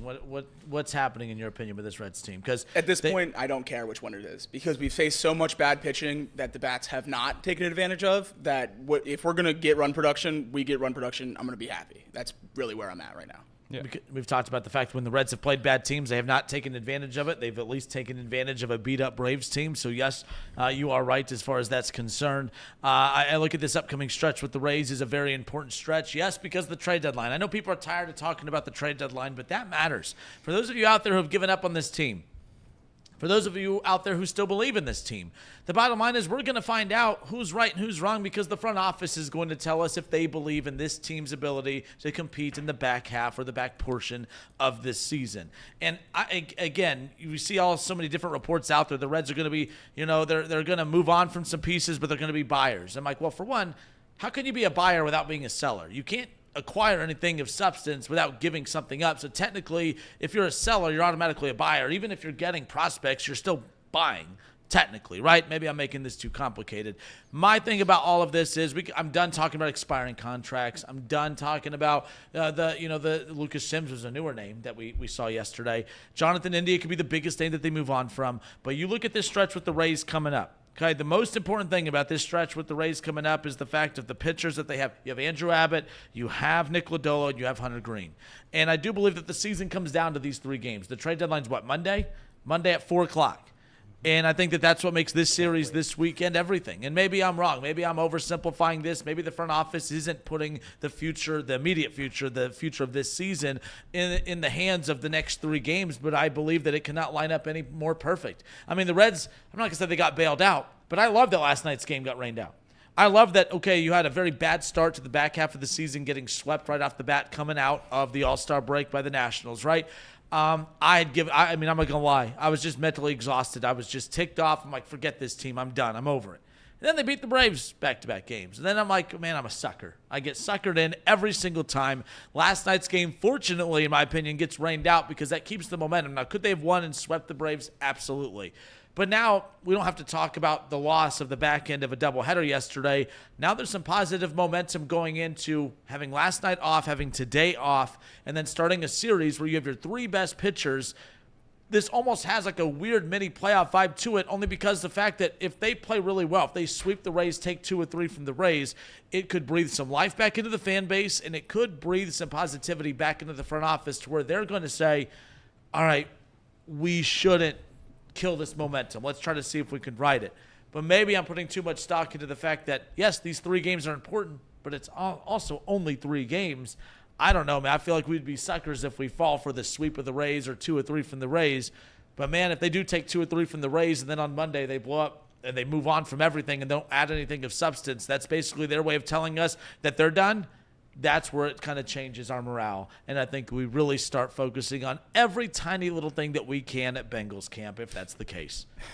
Yeah, no, I mean, getting 2 rainouts in Atlanta and then being the 2 games Chris Sale is slated to pitch could not be more lucky. I mean, you win the 2 games that you should win. I mean, maybe you shouldn't have won the first game against Ronaldo Lopez. The team just played really well. It was one of his worst starts of the entire year. So we'll obviously take that. That was great. And then the first game of the doubleheader, what was supposed to be the doubleheader yesterday, the bats looked great, 9 runs across the plate. Yeah, I mean, sweeping the Rays in this upcoming series would put us 1 game below 500 going into the trade deadline. And that's a really tough place to be because I don't think that would change the Reds' mindset that much in terms of buying. I don't think you're going to go all of a sudden and go get some big-name guy and trade half your farm system, but I think it would change their mindset in selling. I think they would hold on to guys that would return low-end prospects instead of taking those, lottery tickets for some relievers. Maybe you'll hold on to those guys and see if you can give this team a chance to keep the hot streak going. So I don't think there's going to be a massive change for the Reds depending on how this series goes, but it's going to be the names like Fernando Cruz, Lucas Sims, Justin Wilson that are maybe sticking around if the Reds can win this series against the Rays. I think if you take 2 or 3 against the Rays, the talk of Jonathan India being moved is completely done. I think you're close enough to being competitive at that point where you're not going to, quote unquote, punt on the season and trade India for prospects, even though, personally, I think that'd be the smart move regardless of how this series goes. It would be such a, middle finger to the fans that I don't think they would do it necessarily without having a 100% certainty that Matt McClain's going to come back this year. And obviously, we haven't heard anything concrete with that yet. So if they take 2 or 3 from the Rays here, I think they're more or less going to stay pat at the trade deadline. Yeah, I think the issue here is they come out of the the All-Star break and they lose the first 3, and everyone's really down. And then yes, they do take a 2-game sweep of a Braves team that over the past couple years has been phenomenal. I think they're not as good as they were this year. They lost Acuna. They haven't gotten the production they had last year from Olsen and Austin Arcia. Riley was on paternity leave. Yeah. So I think it's a little bit deceptive. I think that this Rays series is an important series just because every series now is important. They're a fringe 500 baseball team. Luckily, with the positioning they have right now in the NL wild card, they're still very much in the race to make the wild card, which just makes every series important. But at the end of the day, I think we kind of know what this Reds club is. So getting really down on the Reds when they lose games is it's just like it's too much for your brain to handle. I don't think that people should be doing that. I think they're going to win some games. They're probably going to lose a little more than they win, but that shouldn't lead to a panic button by any means. I don't think. I just think we know what this team is now. They've played 100 games now. Like, I think the odds of them ripping 18 of 20 are pretty slim, and I think more people will come to realize that soon. But at the end of the day, every series is important. I personally don't think they should let winning this series kind of change their plans for the future, because at the end of the day, who knows what is going to happen after that? And is this team really a playoff team? Probably not. Is this team a playoff team with the roster they expected to have coming into the year? Probably. So I don't know. We'll see. I think it'll be an interesting series this weekend. That will tell you some things going into the future. But I feel like at the end of the day, we already kind of know what the Reds are. And as exciting as it was to see them take those 2 games from the Braves, I don't know. It didn't really change my outlook on where I see them at the end of the season. And keep in mind, too, look, we could make it about, okay, they're 4 games back. Okay, cool. That's great. To me, they haven't made up ground in the wild card race as far as the overall games back. But what they have done is they've leaped quite a few teams right now. They're looking up. Right now, they're only looking up at 2 teams. Well, 3 if you count the Padres who are holding that last spot. The Pirates and the Diamondbacks with the Padres are the 2 teams ahead of them. Okay, those are the 2 teams ahead of them right now with those back-to-back wins that they had. Again, the Giants, they're 4-6 in their last 10. The Cubs 4-6 in their last 10. Nationals 5-5. Of course, they just got swept by them, which is wild because, by the way, since sweeping the Reds, they lost their last 2. And typical Reds luck as far as that goes. Then you have the Rockies and Marlins. No one's paying attention to them. So, to me, it's about the total amount of teams that you have to leapfrog as well. That's the problem, though. You look at the whole damn National League and the wild card picture, it's like, nope, does anybody want it? The Pirates are 8-2 in their last 10. That's a team that, I think last week we did our Who's the Biggest Threat to the Brewers in the NL Central. Everyone had various answers, but the Pirates are a team that I'm keeping an eye on because I don't think the Pirates are just a threat for the division. I think if they can't win the division, they're a big-time threat in this wild card as far as that's concerned. So I like the Pirates. I do like what the Reds have the pitching to make them. They have the best pitching of these teams along with the Pirates that are in this situation right now to fight. But the pitching hasn't been good enough to get them out of the jam that they're in because that's how bad the offense has been. It all comes down to what they do with the bats in their hand. The bottom line is a year ago at this time, the Diamondbacks, it's not like that they were looking at their situation and saying, we need to make a move at the deadline. And, man, we made that move at the deadline, and now we're taking off. The Diamondbacks just got hot. Sometimes it's not about adding at the deadline. Sometimes it's not about anything. Sometimes it's just in a very weird sport that is baseball. Sometimes it is just about getting hot. If the bats get hot at the right time, that's where this team can make some noise because to the Reds' credit, man, they could pitch. They have a very good pitching staff, and that's been the backbone of this team all season. You're getting enough guys that are getting hot right now. Hopefully it's just not a 2-3 game blip, but that hopefully it's something that they can ride and make a wave out of. TJ Friedl could potentially be coming back. So if you already have guys who are hot, you had Friedl into the mix who, to his credit, he's been in and out of the lineup all season, but when he's come back, he's been a very good hitter. It's not like he's come back and has had to hit himself out of a slump. So, and then, of course, I know the exhausting talking point of, man, what should the Reds do with Matt McClain? I think Matt McClain is going to be the big addition, and that's a loser comment. I get that, right? That's what the front office is trying to accomplish. We may not have to make moves because we're going to be getting – it's almost like making a trade, getting McClain back. As silly and goofy as that sounds from the front office, I don't like it. They're not wrong. There are some pieces that if you get Friedel back and you get McClain back here in the next or in the middle of the month or what have you, now we're talking about something a little different. I just think I'm putting way too much talking points into the trade deadline when really this team can get hot. They have the guys to do it, and they have the pitching to support a lineup that gets hot at a certain point. But I get it.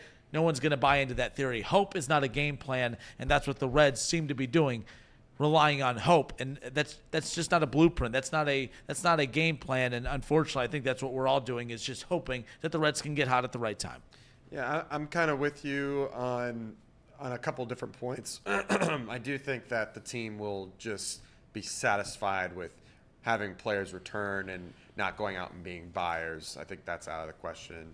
I do think that this upcoming series with Tampa Bay will solidify whether or not they'll be sellers. But I think the next 2 weeks, Tampa, Chicago, the Giants, and Miami, will really determine this Reds season because they can either separate themselves from the bottom by winning series, beating Chicago down, beating the Giants down, which are right behind the Reds, right? Separating themselves. And then if you can beat Miami, if you can get a series win against Miami, you're looking at being much closer. If you do win these series, then you're catching yourself back up to those teams that you're talking about. Your Diamondbacks, your Pirates. So for me, I think your Cardinals and Padres too, as a matter of fact. So I think that the next 2 weeks will really determine the rest of the Reds season. In terms of whether I think they'll be buyers or sellers, I think it's clear and obvious that it's probably going to either be a seller or standing pat. Probably standing pat. They're going to just return those guys, and that's going to be the boost that they need, the spark plug that this team needs, the leadership that this team needs, and they'll move forward from that. Last point on this, and then I'm done with the Reds as far as that goes. Again, they're off tonight as well. They'll start the series with the Rays. Again, they're going to have Andrew Abbott, Nick Lodolo, and Hunter Green on the mound heading into the weekend before the trade deadline coming up on Monday, 4 o'clock, the deadline. I'm done thinking that the trade deadline – the only way the trade deadline has an impact on the Reds is if they move on from pieces and don't bring in anyone in to help. But I also am here to tell you, they can go add the best power bat outfielder that you could think of right now. If that individual throw out a power bat outfielder that we've talked about, Brent Rooker. Okay, let's say they add him. If they bring him in and he does what we hope he does, right? If Jonathan India doesn't stay hot, assuming he stays, if Friedel doesn't come back and Matt McClain doesn't come back and contribute, and other guys don't start swinging the bat, it doesn't matter what power bat they get at the deadline. It will mean absolute squat if other guys don't get hot. So at the end of the day, no matter what happens at the deadline, the only chance the Reds have of making the playoffs is other guys getting and staying hot. That's what makes Jonathan India's run. I think Jonathan India, the biggest question mark I think the front office is looking at is not where the Reds are on the standings. It's Jonathan India's performance. He's never been better. He has never performed like this to this level for this long and this consistent. That, to me, I think is their biggest head scratcher right now, more so than to make a move at the deadline. I just don't think, and maybe you disagree, they could add Rooker, they could add whoever. I don't think he comes over and makes everyone around him better. That's not how baseball works. I mean, hell, we watched a Nationals team move on from Bryce Harper, and they go on to win a World Series the next year. You need everyone collectively stepping up and stepping forward. I don't think adding a big-time bat at the deadline is necessarily going to do that unless everyone else steps up around them. And they may not need that power bat to come in to do that. We just need everyone to start playing consistently and at the same time. That's their only chance. Yeah, no, I totally agree. I think there's too many holes in this lineup for a bye to make this team an immediate contender, which is why I don't think it'd be a good move. All right, Off the Bench, presented by United Dairy Farmers, Chatterbox Sports on YouTube. We'll be right back.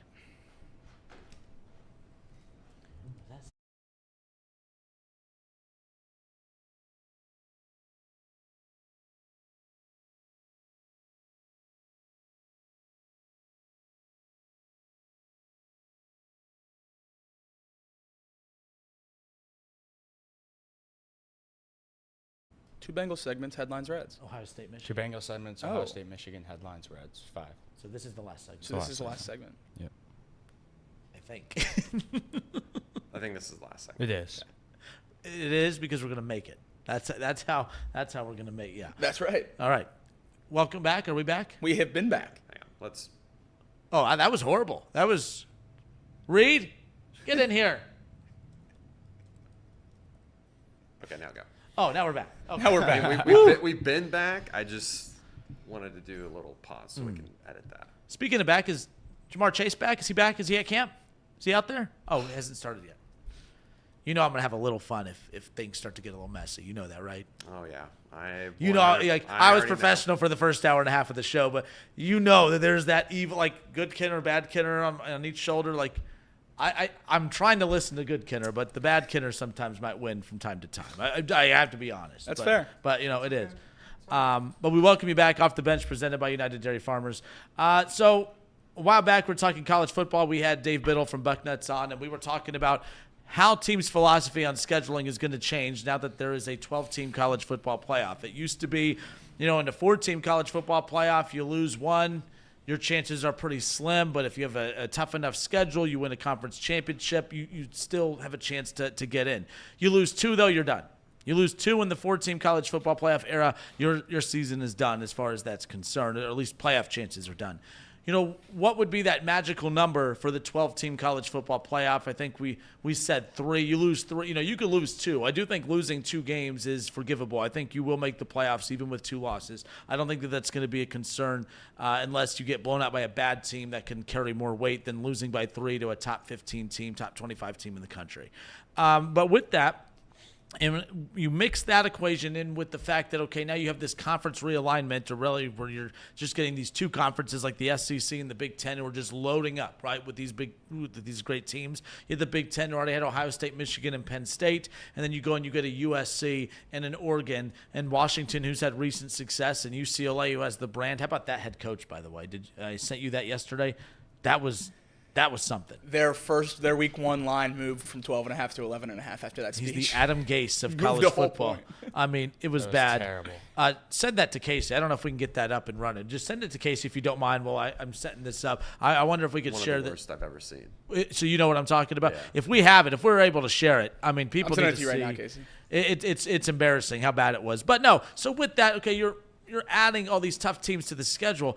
You used to have to be able to load up your non-con with at least one premier power so that you can at least have a weighted schedule to where if you play in a bad conference, and I know I might be in the minority on this, I don't think the Big Ten is as good as what people have made it out to be over the years. I think it's been pretty bad outside of Ohio State, Michigan, and even Penn State. As good as they are, they're good heading in, but by the time you get to the end of the season and they have their couple losses that they've accumulated, all of a sudden they're not the power that you thought that they were going in. But now if you're USC, you got to worry about playing Oregon from time to time or regularly. You got to worry about playing Ohio State. You got to worry about playing Michigan. You got to worry about playing Penn State. You got to play Washington now that's come over with you as well.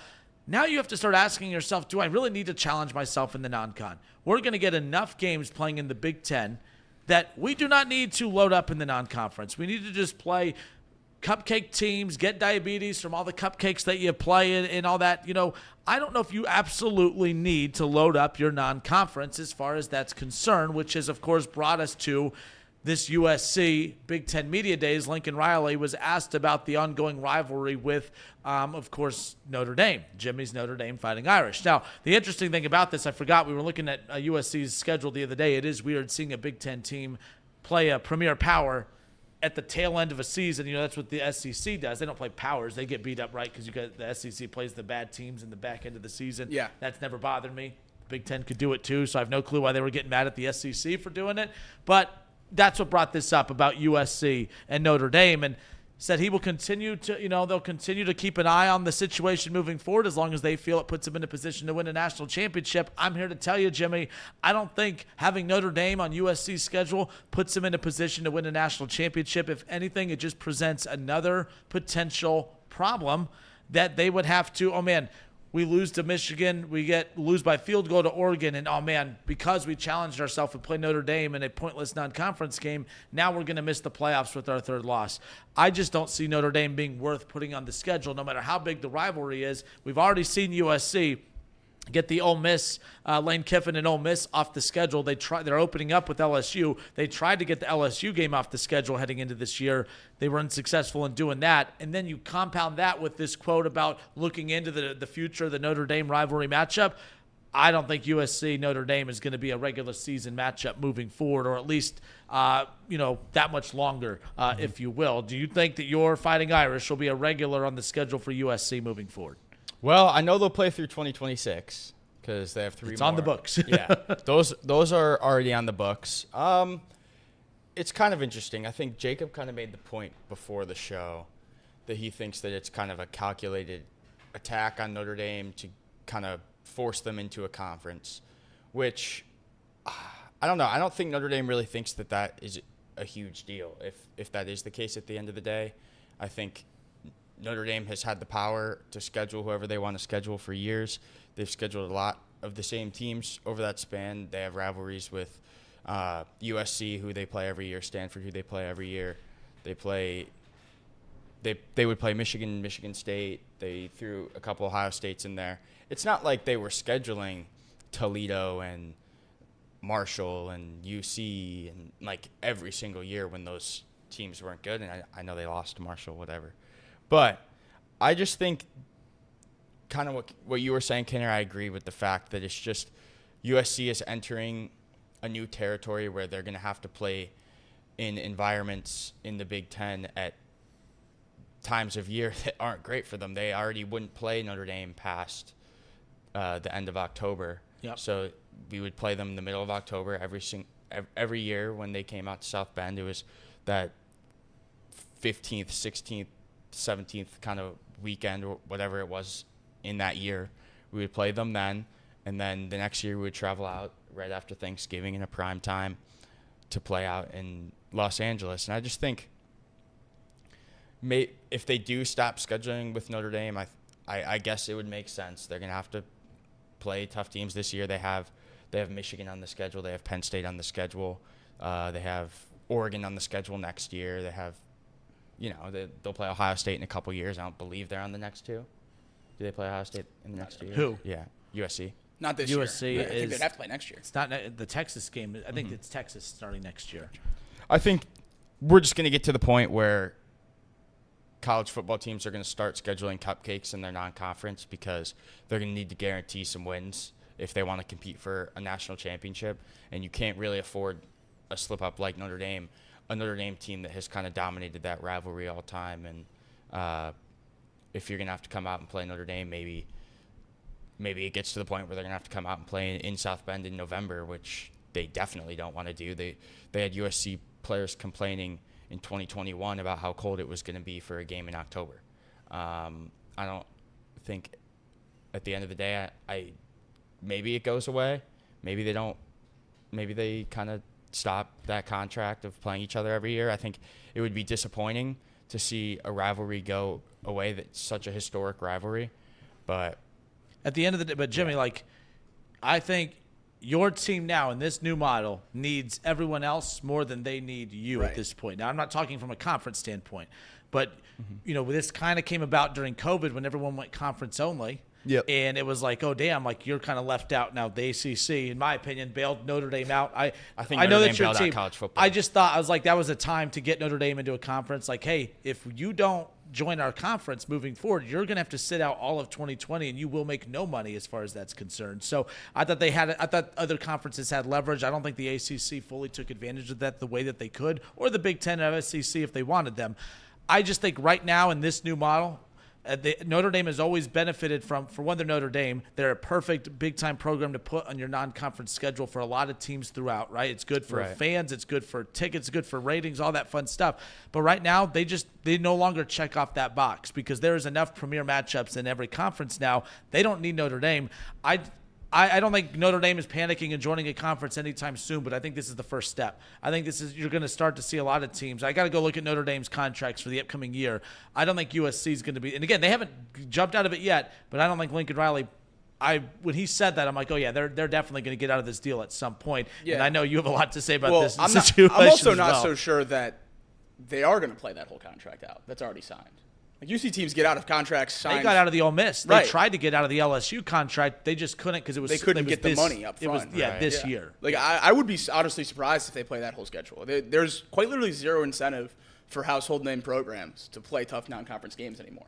You see these conferences like the SEC and Big Ten playing 8 conference games, which I would guess is going to go to 9 in the near future. And you're only going to have 3 non-conference games on your schedule, and you're obviously going to schedule cupcakes. You see the Big 12 is considering doing all conference games. And I love it. Me too. If the Big Ten did it, would you like that? Yes. Me too. I think every conference. If I'm going to watch a bad team play at the shoe, it better be Rutgers or Maryland. The only thing with that is it would quite literally kill non-Power 5 schools. Mm-hmm. For a lot of the schools I know, especially in the MAC, or not especially, but I just know about some of the MAC schools. They get like 70% of their financials are from those 3 non-conference games of like a Kent State going to Alabama in week 2 and losing by 50. That's why you can field a basketball team and a baseball team and stuff like that. So for that reason, I don't think we'll ever see a full conference schedule, just because it would do away with probably the bottom half of the schools athletically in all of college football. I'm talking 70 colleges or so would lose their nonprofit sports. But I think it would be great for the sport, and I think we're going to see the conference schedule continue to grow as more teams go to the conferences. You just can't have a conference schedule where you're only playing conference teams every 3-4 years. You're going to have to play more conference games to get these matchups to become more regular, because we're already losing some rivalries by moving these teams around. You're going to have to build up some hatred and some new storylines by playing these teams on a more regular basis. I love the strategy involved with the scheduling. My favorite part about this past college basketball season, Brad Burnell, head coach at Clemson, he was ripping the Big 12 because what the Big 12 was doing, and it's actually smart, the Big 12 as a whole was collectively playing a bunch of bad teams in their non-conference purposely, because then the more you win, then their net rating would go up. And then the net rating is what they would take into Big 12 play. And then when you are playing, then you have constant top 25, top 50 net versus net games. And then guess what? Even when you lose a net game, you still get propped up. So like the strategy in the basketball side, I was like, I've never thought of it like that, but that was genius. And again, the strategy and scheduling, there is a business model to scheduling that fans don't always pay attention to. That stuff matters. I thought that was very intriguing from the college basketball perspective. And then you look at football with this. Yeah, Notre Dame is a very interesting one because Notre Dame is one of those fun teams I love to see on people's non-conference schedule. I love that they played Cincinnati. It could be good for a Cincinnati. Yeah. You know, Cincinnati's one of those, but no, maybe not, because Cincinnati's one that they're not a power right now. They don't want a challenge in the non-con because, I lied. Cincinnati even. I'm very fascinated by the future of Notre Dame on how they're going to be approached by teams with this because of that very reason. Because the only reason USC wants out is not because they don't respect the tradition of the rivalry. They just know it does not make sense to continue to add an extra threat as far as that's concerned.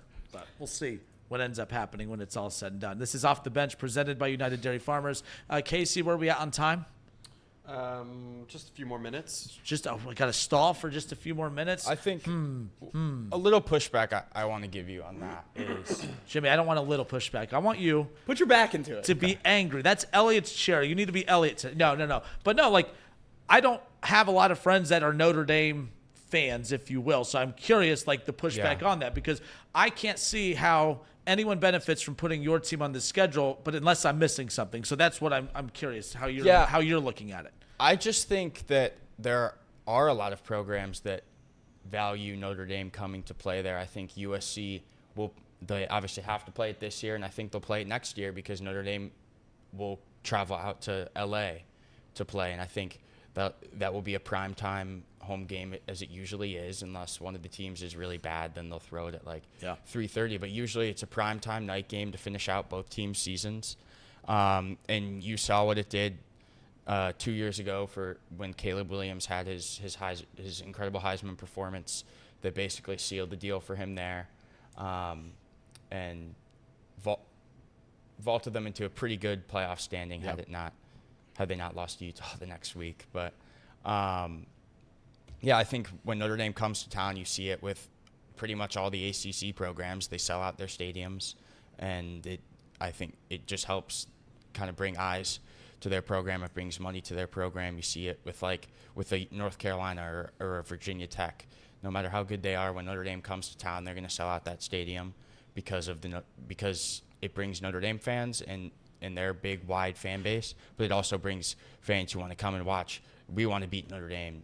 But from a resume standpoint, though, I'm with you. Everything you said is factual. Yeah. Like, they are a draw. There's no doubt about it. Notre Dame is a draw. But from the business side of scheduling, yes, but technically business side is the fans filling up the stadium, this, that, and the other. Mm-hmm. You know, you're going to have those average teams that would love to bring Notre Dame in, but at the same time, like we said with Cincinnati, no, that may not be the case because average teams are already facing a gauntlet of their conference schedule to begin with.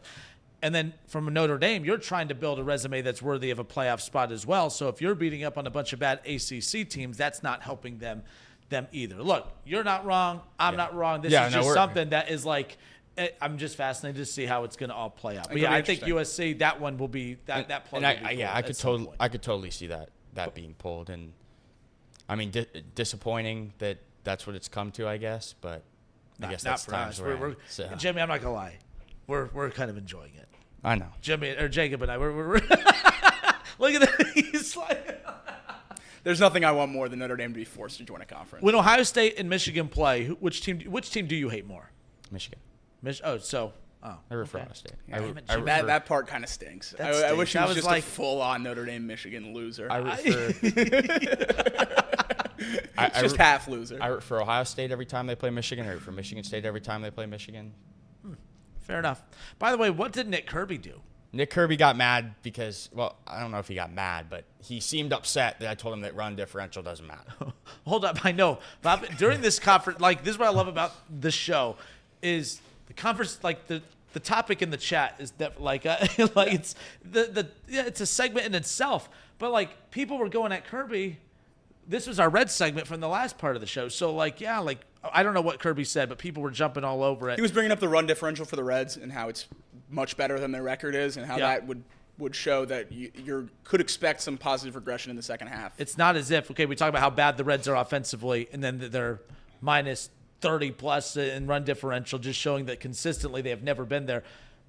they have that run differential because they do get hot at certain stretches. Right. They just need to be hot longer. then- So what was your take? What got him all fired up? Well, I said that I don't think run differential matters, and then he told me To go, why what, did the yourself? Tigers only have a +1 run differential when they've played the White Sox 6 times? And I told him, well, we're sitting 3 games under 500. I feel like a team with 3 games under 500 probably shouldn't have a positive run differential. Maybe that was a ridiculous take, but I feel like those 2 White Sox series kind of carry most of that run differential. We play them, I think, 6 more times. We play the Rockies a couple times coming up. I just think that run differential is just, if you beat up on the bad teams, it doesn't change my outlook on the team. But Man, the White Sox, by the way, 50 games under 500. They are 27 and You got a chance? 77. chance at what? Worst team ever? Oh. I knew they were bad. I didn't realize it was that So bad. that's how many games are left? Because they need to. They are 27 and 77. 50 games under 500. He's doing the math right now.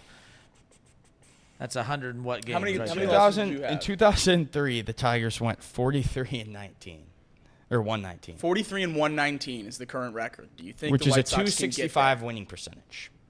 there? They're at 260 right now. So if they just play The way they've been at their playing. current winning percentage, I'm only laughing because I was like, oh, well, what have they done in their last 10? And I go and look. what do you and think they've They're, done in they're their last 0-10. 10? Yeah. What do you- let's take a wild guess. they're 27 and 70. And while we're on it, the run differential for them, I mean, it's a staggering. They are minus 201.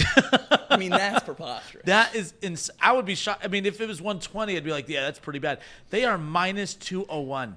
The Marlins and the Rockies are 145 and 150, minus 145, minus 157.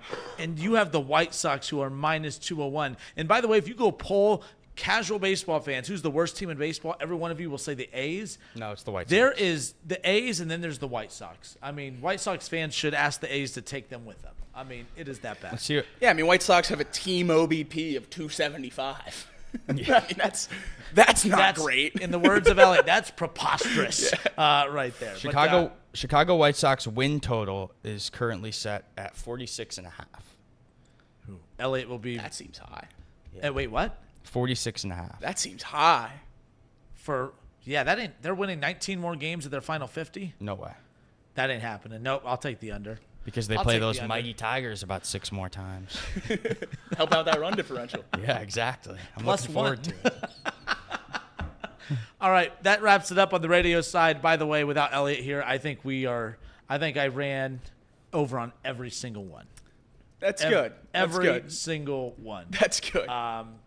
Elliot, you're very, very valuable for a lot of We need reasons. you. That's just one of the many, as far as that's concerned. They're driving right now, so this helps. This helps. All right, thank you for tuning in. Thank you for hanging out on the radio side of things. That wraps it up for us. Kinner and Kev show coming up on the radio side. Keith Byers is going to be in for the first hour, hanging out with us, talking football, college football, NFL, this, that, and the other. So thank you for tuning in. It's been Off the Bench, presented by United Dairy Farmers.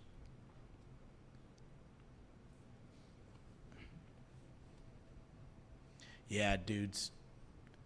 It's 11:54. There's no way in hell. We ran 6. Like, we didn't start late. That's gonna be a brutal. We did have But we did have that That moment internet where blip. the internet cut out. Internet cut out. Okay, And good call. Casey's ads. Okay, fair We're enough. probably relatively close. Well, yeah, we that last bit there. When I said we only had a few minutes, like we only had a few minutes. We went over like 5. We went 5 minutes over. But yeah. Oh, very roughly. good. So Hey. we probably went over just then, but that's okay. We're all right. Did you see this? We talked about the NBA stuff a little bit ago. NBC Sports will debut Sunday Night Basketball after the 2025 NFL season as part of the NBA's new media rights deal. So, do you remember what Round Ball Rock? What was Round Ball Rock? Basketball. Yeah. That's Sorry? That Do song? Do it again, Hey, Jimmy. Sing with your chest if you're going to zoom sing in, it. zoom in, zoom in, zoom You've in. never heard that? Nope. Zoom in. Wow. Come on, It's- Jimmy.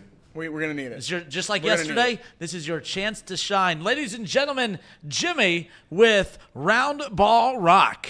So, well, first of all, Round Ball Rock is the theme song to the. Yeah. I believe it went. Basketball. I don't know all the words, but. You mean the Yeah. Jimmy, you provided us a clip every day. That's March Madness, though. Yeah, that's March Madness. No, it's not. Yeah, That is the March Madness theme song. No, that's not. I know he's so. That's No, the that's John TNT. Tesh or whatever the hell his name is. The March Madness one is. Oh, let's do it, Jimmy. It's your chance to shine. They're different. The March Madness one is. Do. Yeah, There we go. You start out confident and then you fade every single time. But It's not the same exact thing. No, they're not the same. So Round Ball Rock will return. Plan is to have Mike Tirico as the A voice, as we talked about, and then matchups will feature the best on best or teams with a national draw. So there's no, thank God. I'm so tired of the NFL. Every team needs to have a primetime game. I hate that stuff.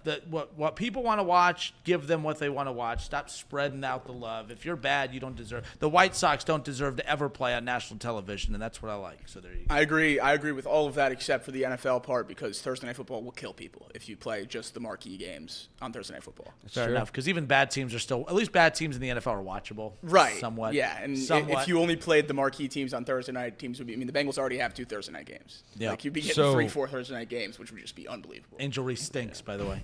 Yeah, there we go. What I think you're getting at here is the Pistons probably won't have any Not even primetime close. games. Nope. I don't think the Pistons were said out loud in the meeting about who's going to have primetime games. Probably not. I don't think Yeah. they counted They them. didn't even Yeah. say that they're not going to have them. All right, as we wrap this up, the most awkward. So Washington or UCLA was one of 4 teams added to the Big Ten this year, right? You have UCLA, you have USC, you have Washington and Oregon. Okay, this should be an exciting thing, a fun thing. If you are a head coach of one of these teams to leave the Pac-12 after the way that burnt to the ground, you should be jacked. You should be excited as hell. You should be, as a head coach, this is your chance to, again, this is going to be clipped and going everywhere. You're almost recruiting at this point. You're in front of everybody. The head coach for UCLA, and I don't know why I'm spacing on his name. I can't believe he's not memorable after seeing this clip. Absolutely embarrassed himself and the program yesterday at Big Ten Media Days. UCLA introduced to the Big Ten. If you're not excited for UCLA football after this bit, I don't know what's wrong with you. Take a look. Coach Foster, welcome to the Big Ten. We'll begin with your opening statement. How you guys doing? I'm happy to be here. Glad to be a part of this great conference. Finally putting 2 great emblems together, UCLA and the Big Ten. We're a school that's won, 123 championships, so this fits us being right in this conference. Football-wise, we're just excited. I'm sure you guys don't know too much about UCLA, but our football program, but we're in LA.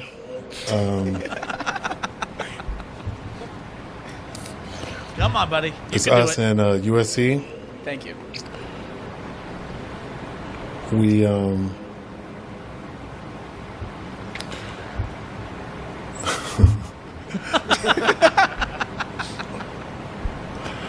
Oh, it's worse. I'm just basically excited, really. That's it.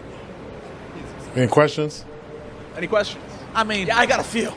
I love the fact that it's short and to the point, but that's bad. By the way, I understand. He's probably pissed. He left California. Okay, he left Los Angeles For and he beautiful Indianapolis. Indiana. I can give him a little bit of a break. I'm not gonna lie. That is the wild thing too. Like they are coming from pretty. If he's jet lagged, but yes, you're coming from Los Angeles. And that's what you get when you send him to Indianapolis. By the way, that's a horrible look. I don't know what he was like during the interview process, this, that, and the other. I know he's a proven guy, but I do think that when you could the X's and O's should just be a given when you are a coach in any sport. I do believe personality matters to a certain point. That was bad. That's not a good look for the Big Ten should be embarrassed by that. Not just UCLA, not just him and his players, but like how many recruits were on the fence about going there that saw that and said, yeah, I'm not going to brag to my friends that I'm going to play at UCLA for that guy. I thought that was horrible. That was absolutely embarrassing. Well, there was a lot of questions about this hire when it happened. begin with, yeah. Deshaun Foster played corner for UCLA in the late 90s, early 2000s, and then he had never even been a coordinator. He was the GA at UCLA, and then he was the running backs coach at Texas Tech for a year, 6 years as the running backs coach at UCLA, and then thrust into the head coaching role. So I don't really understand why he's taking this job or being offered this job. I guess I understood why he's taking it, but I don't understand why he's being offered this job. And then it's just coming, through the more and more you see him on TV that he might not be ready for such a thing. I honestly think it's less of a bad look for Deshaun Foster than it is for UCLA. I mean, you have to know, A, who your coach is, and B, if that's the kind of look you're going to get when he gets up to the podium, write him a speech. Give him a speech to say, because he's representing your school whether you like it or not. You already made that decision. So tell him what to say. Exactly. And the only thing that would have made that better is end speech at the very end. Yeah. pause for ovation, just like something. But yeah, that was not good. Not good. So you said that was there movement on their win total already? There was movement on their week 1 line. I did not see anything about the win total. They were 12.5-point favorites in week 1, and it moved to 11.5. Because I feel like so many people are going to bet the under on UCLA wins that I kind of want to bet the over. I think all of these Cali teams are going to get stomped in the Big Ten. Yeah, they probably are. The NFL, you can get away with that. College, that's right. Not like Adam Gase, weird as hell. Oh, Adam Gase. I put that up. I think this one was worse. Adam Gase looked like he was on something, though. I'm not really sure what was going on. What a guy. You see when they had the little floating things that were it was just great. But all right, that wraps it up for us here today. We got me, we got Jimmy, we got Casey tomorrow, correct? We got Reed. That's right. That I'm not sure. That we're not sure. We got me, we got Jimmy, we have some guests lined up for tomorrow. We'll announce the final guest list coming up here in a bit as we close out the week tomorrow. Jacob, not on vacation, right? You're just taking the day off? Not on vacation. Nope, just taking tests. Oh, tests. It was a final. Just taking tests. We went through that. Nothing fun. I'd rather be here. Fair enough. All right, guys. Appreciate you. Till tomorrow. This has been Off the Bench, presented by United Dairy Farmers. Peace.